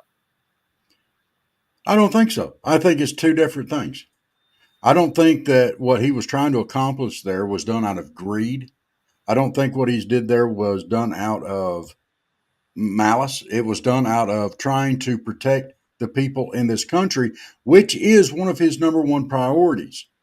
You can't have your citizens dying off left and right if you don't have the infrastructure to keep them alive. You can't. And yeah, they found out later on that was a bad thing. They found out a lot of stuff later on that it's not going to be as bad as they think and all this, but they did not know it at the time. But you had to be prepared for the We got worst people dying scenario off that left could and come right along. now.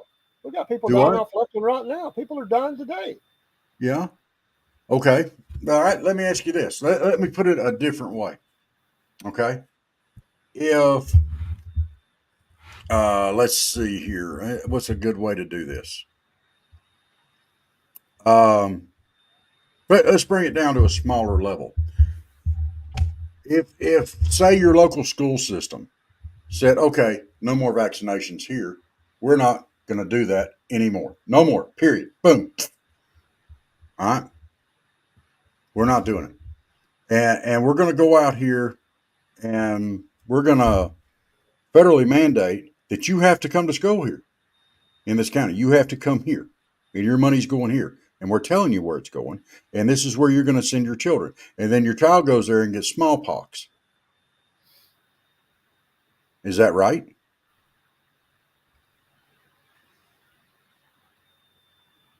It's a total different scenario, man, what you're talking about. I will No, never it's be not. okay with people, with the government taking over someone's company because of what they deem as a national emergency, especially with the problems that we have in this country with our government.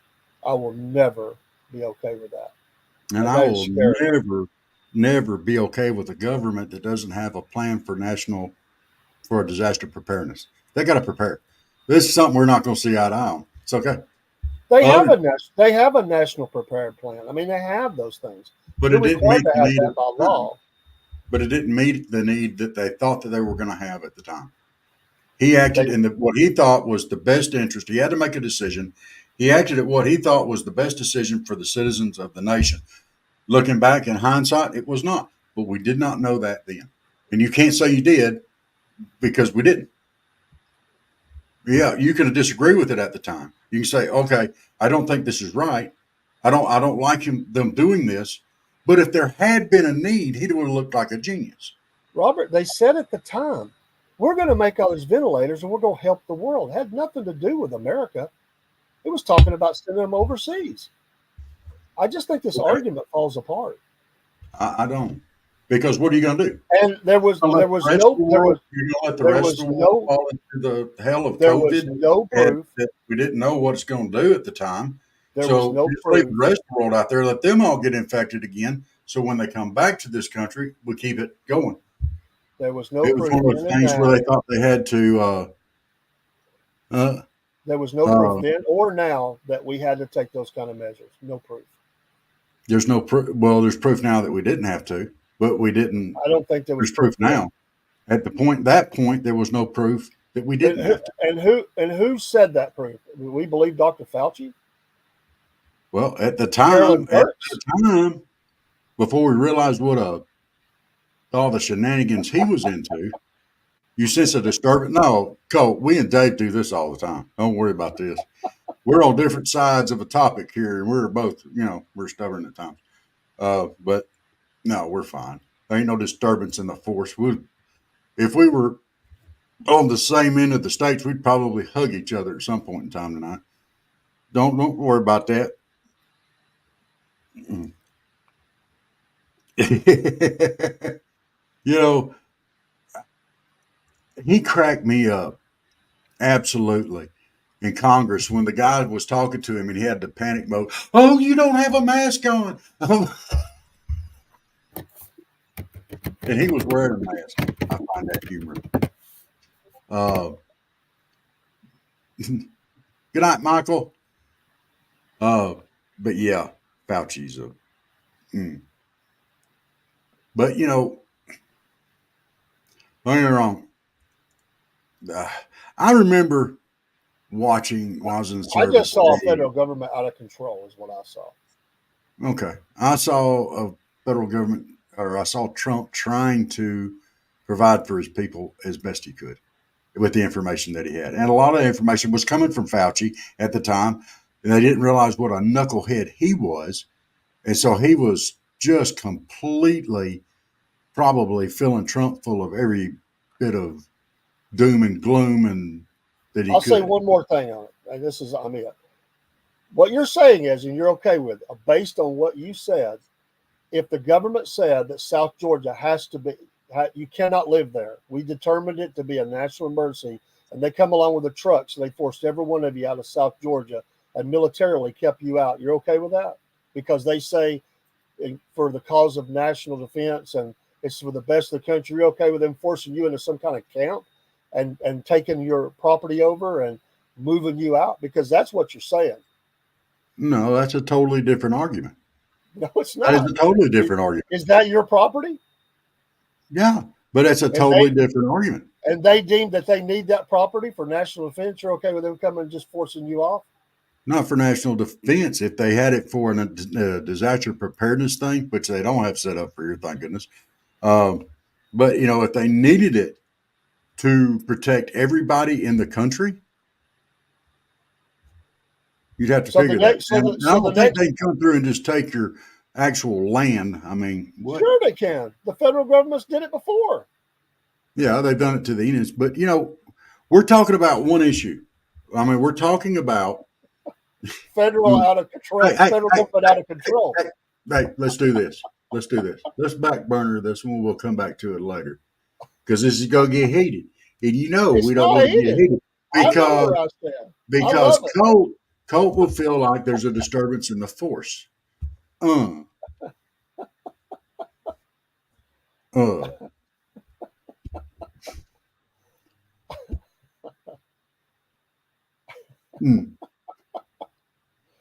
disturbance. No disturbance. I didn't like it then, and I don't like it now. Well, yeah, let's just ignore problems till they come up and bite us on the backside. Didn't say they were ignoring. They were things to do. They didn't have to take over companies. No, let's just ignore it. Let's don't plan for it. Oh, it'll be all right. Don't worry about it. Just don't worry about it. It'll be okay. Just ignore it. It'll be fine. But you know, all right. Well, if Kamala wins, I'm interested to see what you have to say about this if some of these things begin to happen because of they deem it necessary. I want to see where you're at that point. If it's necessary to save lives. Again, who makes the determination? But do you trust these people to save lives, to say they've got to save lives? I mean, come on. Well, apparently, we should just ignore the issue then. Did they save any lives doing that? Oh, no, let's just ignore the issue until it comes up. You know, well, there's a chance that Wuhan or COVID may come back. It'd be even worse. And people start dropping like flies, you know, as they were at the time. We were getting a lot of deaths, maybe not like flies, but we were getting a lot of deaths. Let's just ignore it. Let's just ignore it. It'll take care of itself. Imagine if they'd taken that same stance with smallpox. Imagine if they take the same stance with polio. You know, let's just ignore it. It'd be all right. Just ignore it. It's fine. No, we're just losing a few. We're just using a few people. You know, you're saying, I didn't say you don't do something. You're taking that totally wrong. What I'm saying, I'm saying let's not plan for it. Let's not plan for it. That's not what I said. Don't do anything. Absolutely are twisting what I said. You're calling me a liberal? I said that no. I said I'm not okay with the federal government coming down and just taking my company that I built up because they think they need it and they're going to do it whether I like Now, it or not. am I going to be compensated? Are you going to be compensated? How do Fairly. I know? It's the federal government. What's fair? If you're compensated, yeah, I mean, it might actually help your business, depending upon how well you're compensated. Oh, that's the way the government puts it right there. We're going to help your business. Thank you, federal government. Oh, I love this. Robert, you almost sound like you could go up on the Kamala campaign trail right now. That's not very nice. Oh, I didn't even man. mention how much you look like Tim Walsh. I love it. I love it. Mm. Right here at the end of the program. I love it. It's not very nice. That's about the happy ugly. birthday. I thought we were going to keep it good and clean and talk Christian talk on here. Then you're going to throw out a bunch of stuff like that. That's not even Christian. Oh, my goodness. That's horrible. That's the worst thing you could have ever said to me. That just hurt my feeling. I'm probably going to cry. What was unchristian? What the heck? Huh? What was unchristian? That is ugly, Dave. You definitely are in need of some nice lessons. When you go to bed tonight, you pray. You pray to God, forgive you for calling me saying I need to be on the Kamala campaign trail. Oh my God! Did Jesus not call out people when they were? He called them fools. He called them stiff necked. Well, you can call me out, but you ain't got to say there's calling them out, then there's calling them out. You put me on the trail with Kamala Harris. Oh, there's a disturbance in the force now, Colt. You have stayed on here talking like walls. You have been trying to do his voice, so. I love it. No, we didn't go to the Georgia game, Colt. Great podcast. Love it. We get on different sides sometimes. Both of us are absolutely certain that we're right. And somewhere in the middle is the answer, I would say. There's right and wrong ways of doing things. Say I need to be on the Kamala campaign trip. Could you imagine having to look at that and listen to that every day? People in there, you going, "Good morning, Madam Vice President." I was born I come from a middle class family. Secret Service be shooting you. It'd be bad. You did, Cole. Your Jedi senses were kicking. But it didn't start happening until he accused me of need to be on the Kamala campaign. I wouldn't.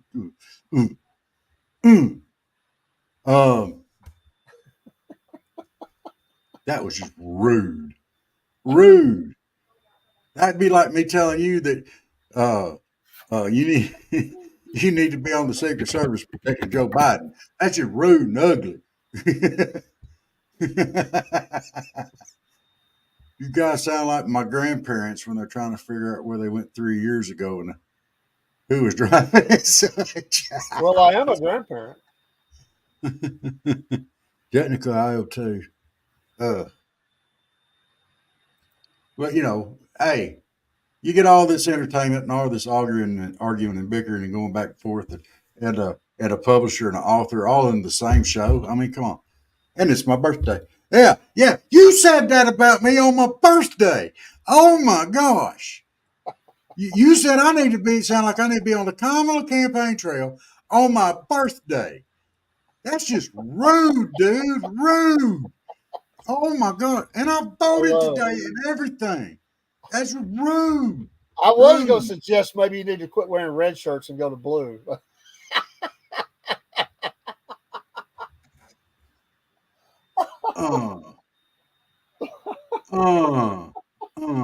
That is not very nice. See, Steve, why don't you like us anymore? Because we don't let you come in here using vulgar language. Is that what it is? I haven't been following the whole thing. He said somebody was sorry. He thought he was talking to his grandson. So I don't know what was up. I've been so busy and everything else. I haven't been involved. So I don't know. Yeah, well, I'm sorry if you don't like me because I like you. You're my friend. We like you too, Stig. We do like you. and you don't like us no more. But it's okay, because we will hug you and squeeze you and call you George. George. But look, we're not going to put up with that kind of language. And we love it when you just come in and stir up the pot a bit. We do. But when the language gets out of hand, I'm going to time you out, or Dave's going to time you out. And whoever the other guys were, just to be fair, just to be honest with you, whoever the other guys were, I'm pretty sure I got a pretty good idea who it is. But I banned them. But I'm going to lift it. If they come back in here doing that again, okay, but you can have dementia. Then we'll just time you out when the language comes up. Sorry. Well, I mean, if kids want to watch this show, we want them to be able to, but we love you, Sig. You keep the pot stirred, and all you guys keep the pot stirred. But we're gonna keep it somewhat clean, okay? By the way, we get off the hook every once in a while. unless something goes askew, sometimes I do, and I will be doing some programs tomorrow. We don't normally have, we're not usually together on Thursday, but Halloween is on Thursday night. I do plan a Halloween night show, and I already have something for it. So, okay. I will not look the same. I will say that. That's all I'm going to say. I will not look the same. I'm going to do the show. Dressed up like Kamala? No, I don't have her hips. Y'all got the same size head. No, actually, my head's probably bigger than hers. After all, I am a man. I mean, come on. Well, that's true. Hey, give me just a second, Dave. I got to have real quick second. Real quick. Keep going. Okay, Sig, that's your freedom to do that. You don't have to tell me who you're voting for. It's your right as an American, whoever you want to vote for. By the way, there are other candidates. You don't have to vote for either one of those. There are, what was on my ballot? 5 or 6 people. You've got options. And I guess you could write in. I don't guess it would count because there's no qualified write-in for president. I know that. But I'd like to throw that out there. There's always Jill Stein. I wasn't expecting that. Well, I looked at the sample ballot, so I already knew that there was some other names. But before I saw the sample ballot, I thought it was just going to be those 2, or maybe one more. I thought maybe 3. But nowadays you got all these different parties, and if they get enough support, they can be on the ballot. And I guess they got enough support. So,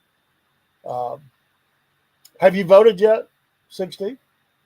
Colt, have you voted yet? Just curious. Savage Sig. I like it. So I just wondered if y'all voted yet. I normally, growing up and as a voter, I always went on election day. There was something special about it for me. I didn't have anything against early voting. I just like to do it. The only reason I do it early now is because I do work at a precinct, and I'd rather go ahead and have that done. My mind is so on helping others that I don't want to take the time to have to go through the line and do it. I want to have it done because we as managers and assistant managers, there's a lot going on, and we're just trying to keep my thought ain't that way. So, and we're trying to give breaks and do different things, help people, assist people. It's going to be very busy. So that's one of the main reasons I already voted. It had nothing to do with, whether a vote's going to count better early or the election day, whatever. That's simply the reason. And I've only recently started that. Even when I started working the polls, I still voted on election day at first, but I've changed that. And so that's I vote early. Of course, I can't drive, so I'm reliant upon somebody else to give me a ride. And I try to go ahead and do it and make sure that I'm not trying to scramble around and get up there and vote on election day. I want to get it done. I want that security of mind to know that I'm done. I've done my duty. And I try to get it done as soon as I can. You could do absentee ballot. I could, but I would rather go in person and vote. I still like, we still have to go there to court is I have epilepsy, Steve. I still have to go get to the precinct or whatever. So I like to go in person and do it. I like going up there. I like casting my vote. And even if I'm doing it early, I'm still casting my vote. I've already been, Brandon. There's Brandon. Jenny was off today, and we went and took care of it today. But thank you for the offer, sir. You've had 8 DUIs. Well, Sig, I don't know whether to believe half of what you. I know. Well, we're glad you're here, Brandon. We're glad you're here. Yeah. When you get a chance, we'll have to get you out here. But you came in right at 9 o'clock or just after 9. And normally we're done about 9 o'clock on Wednesday. Friday night's our late night show. Oh, I didn't text you back. Out. When did you send me a text? Getting called out.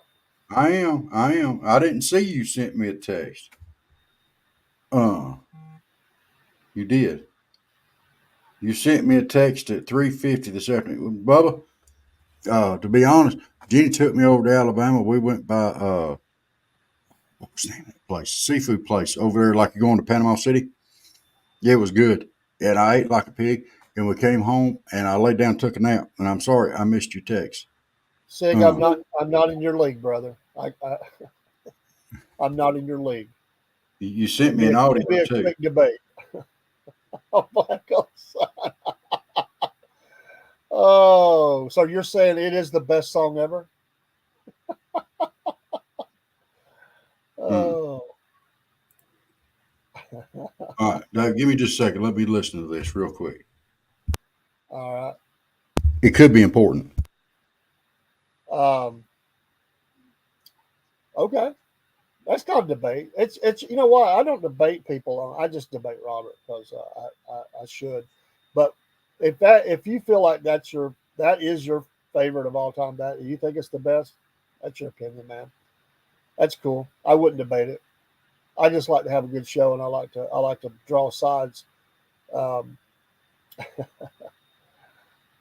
No personal calls at work. Yeah, that's right, Colt. Get on him. Wait a minute. Happy birthday, Roberto. Can you hear that? I hope your day is filled with many stubs of your toes and minor inconveniences and pretty fish in your aquarium. Happy birthday, Roberto. I will love you, Roberto. Nice. All I'm going to say is, Brandon, I love you too. That was amazing. Thank you very much. Oh,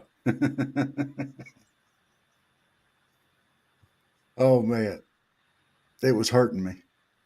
Hey, Colt, it's my birthday. I can have a personal call if I want to. Are you jealous? Do you want to call me? What even was that? You didn't know what that was, Sig? Surprised. You should have known. That was my wonderful cousin. He's a little off in the head. Of course, he is my cousin. You expect that. He's my cousin by marriage, but he's don't worry. He's pretty sharp. He's sharper than what you think he is. So, well, we're gonna have him on the show. I hope here for too long. If he gets some time up, that's gonna be fun. So, and we are going to have a wrestling show. We are. We are. We're going to talk local as well as national wrestling. We're going to talk about some of those that were way back, and some that was just a little way Which one back. you talk about? Which one you want to talk about? Way. Hello, Jeff. How you doing? Good to have you in here. Hey, Jeff, how are you? Wow, we're Appreciate running everybody over now. coming We in. get people in here from later on. Yeah, We they glad just to. thought they people coming in at different times. Well, Yeah. people get on at different times, do different things. We appreciate you being here. Our Hump Day News Wednesday edition. You've made it halfway. Si, senor. I'm sorry you did not know. He's not Speedy Gonzalez though. My name is Speedy Gonzalez. I'm the fastest mouse in all of Mexico. You got deers in your yard. Are Nice. they? Hey, what? I don't know what time it is where you're at, but if you're around here, it's a little late. That's been You funny. can get a deer removal. It's called hunting season, deer season, rabbit season, Well, elk season. some places might not be. It might not be legal to hunt there. Shoot, you can't hunt over a baited over corn anyway, unless it's planted. And if it's planted corn, you can hunt over. Have you ever hunted? Me? You said you were a prolific hunter at one I time. used to be a prolific hunter. I said when it I one was time. I don't. I'm not sure I'm buying it still because I didn't see no deer heads or anything else. But I'll give you your say. Prolific. I used to Prolific. be. I've I known like this guy for over 30 squirrel years, and I've and never rabbit. heard him say that until 2 days ago. Prolific What? hunter. You've always said you were a I prolific hunter. fish and I used to hunt. I used to really Never, enjoy in it. 30 plus Right. years, you've never told me that you were a Okay. prolific hunter. I used to be when I was younger. Yeah. I'm not buying it, but okay. I don't care. You don't have to buy it if you don't want to. I've Buy it talked or to you sell about it. bird hunting. I've talked to you about squirrel hunting. I've talked to you about deer hunting. I don't ever remember none of that. Uh, you remember me hunting down, tracking down that green deer for you? Yeah, I bet you remember Yeah, well, I did that one. that. Colt, you can simply go to Venmo, and it's there on the screen at Cornbread Nation or our PayPal, Southern Yeah. Fried Podcast, I believe that. And there is a QR code which Robert can flash on the screen if you so would like that, just to have available. We appreciate it. Or go to the store and do something there. But if you're just donating, it would be those things, and I can take that off the screen Yeah. to make sure that they can be seen. So we appreciate that if you're so inclined. Thank you. We love all of you. We really are growing and growing a lot, and we're excited about that growth. And we just want to be thank you for the like as well, Brother Jeff. We thank you. Uh, Yep. we we are growing in lots of ways. Like I said, there's a lot of things going on behind the scenes. We're just not ready because we got a lot of work to do to get ready to even start talking about some of the stuff we're working on. But soon and very soon, I think 2025 is going to be a great year for us. It will. We're not that we're going to reach the ceiling. I just think we're going to see exponential growth because we're already seeing that, and we're going to move on. We're going to move on and up. What's the old moving on up? Yeah. That was But not same song but, Jefferson's but not to the east side. Not to the east side. But to the south side. Moving on up to the south side. To a I hope you. deluxe double wide in the I hope. trailer park. And by the way, I'm telling you, man. I am so telling you, I am so fired up about that. I cannot wait to get into that series of books, man. Yeah. That Trailer Park series, man. That's the newest one. It just popped. I'm going to go get the ebook on that, man. I'm going to do it. I got to get I'll all three of them. And well, there's space actually review. 5, Yeah. and I'm excited. And they're not that. It's not like it's 1,200 pages. I mean, you can probably, like you said, you could read one in a day or two if you're really into reading. And But I appreciate our guests being on here. I hope you got something out of that because I just That was love that association. It's a great. It's just another part of what we do. And Friday night we've got Backwoods Cryptids coming on, and they're going to be. Yeah. He's going to be Greg Smith. He's excited about coming on. Where he has his own channel on YouTube. He's going to come on and talk about his passion about searching for Bigfoot and skinwalkers and dog man, and I'm not going to say that other word. I don't know if he hunts for that or not. There you go, Cole. Chuka Cobra. The Chupacabra, Dave. Yeah. I don't think he looks for that one. I don't think so. But now what I want to tell you before we get to Friday night on Front Porch, he's told me that he saw creatures. Yeah, that's what he said. That's his story. I've seen creatures too. Well, I mean Bigfoot. No. Bigfoot. I've seen creatures with big feet. Did you get it, Cole? Thank you, sir. I don't think I would like Bigfoot because I don't like feet. Where did it go? I'm putting the wrong thing up there. It's all right. We're going to be off here for long. Yeah. I'm assuming. Yeah. I'm assuming you got to get your beauty sleep, Your clickbait. I'm already pretty good looking, so yeah, I'm looking forward to this Friday night. And guys, let's come in and have some fun with him. Not give him a hard time, but have some fun. As he's probably got pretty good humor. One more thing, I've told Robert we've been, yeah, I think he's got a few hundred followers. And I told him, hey, we're just on the front porch, just be relaxed, enjoy. We're going to do that one live too, so yeah, we'll work around audio. We're trying, that happens sometimes, but you heard him fine, so we just had a little echo on our part. I think he was having trouble hearing me when he first got in there, so he had to hook up something. When he did that, it just sort of echoing back through his system. That happens sometimes, but and then I don't know what's been going on the rest of the time, man. It's been this last 3 lives have been a little disappointing through StreamYard. Yeah. I'm not sure what's going on. I wonder if we should clear catch or something. Maybe who knows? I don't know. But we should reach out to them and say the morning shows have not been affected though, which is weird. It's just the and once we get the show straightened out, it's fine. The rest of the show, it's kind of weird. We've never had a problem. I can remember one time we had a problem audio wise, and that was early on. Ever since then, it's been solid. We get it.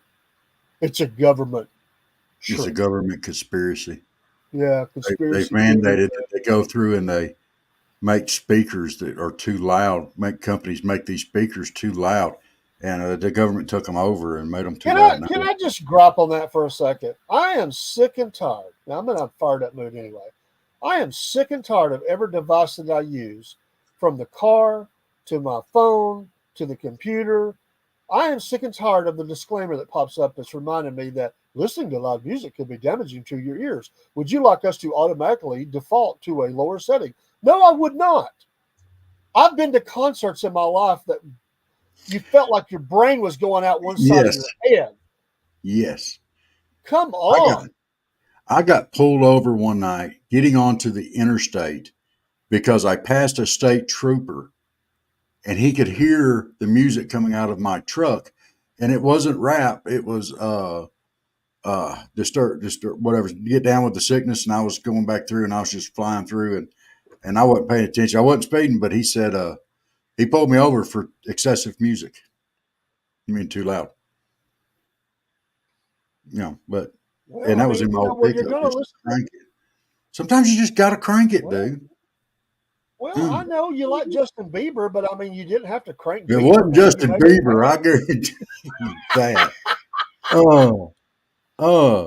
I heard he was one of the 5 most famous midgets in the world.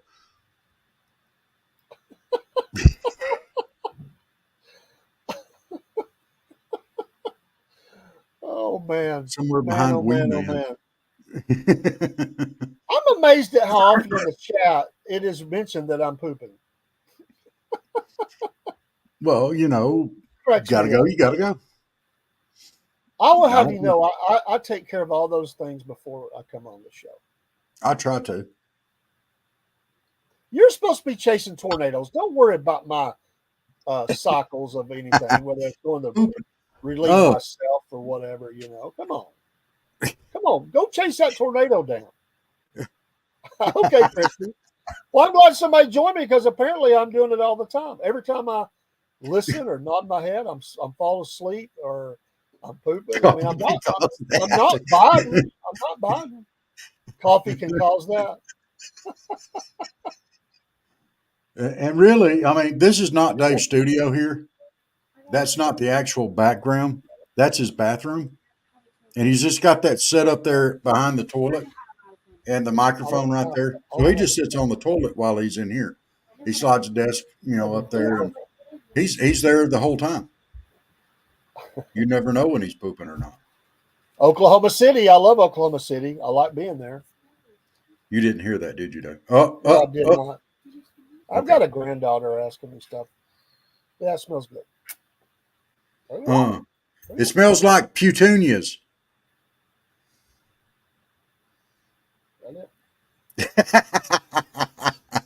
Well, Cole, I thought about doing that, but the cats couldn't get in there and they wouldn't understand it. So, Careful with that. so. Oh no, Coco did it. Well, that just ruined that whole image for him. I'm glad. You know what? The bathroom is a great place for reading, watching your phone, watching shows, And doing podcasts. doing podcasts. So yeah, I told him, I said, I wish that's Dave's bathroom. That's the background he's got on the wall and everything. I don't think that I still have that picture. I don't even know if I sent it to you, but that picture of the toilet with the gun holder right beside it where the toilet paper goes for a 45 or something like that. I love that.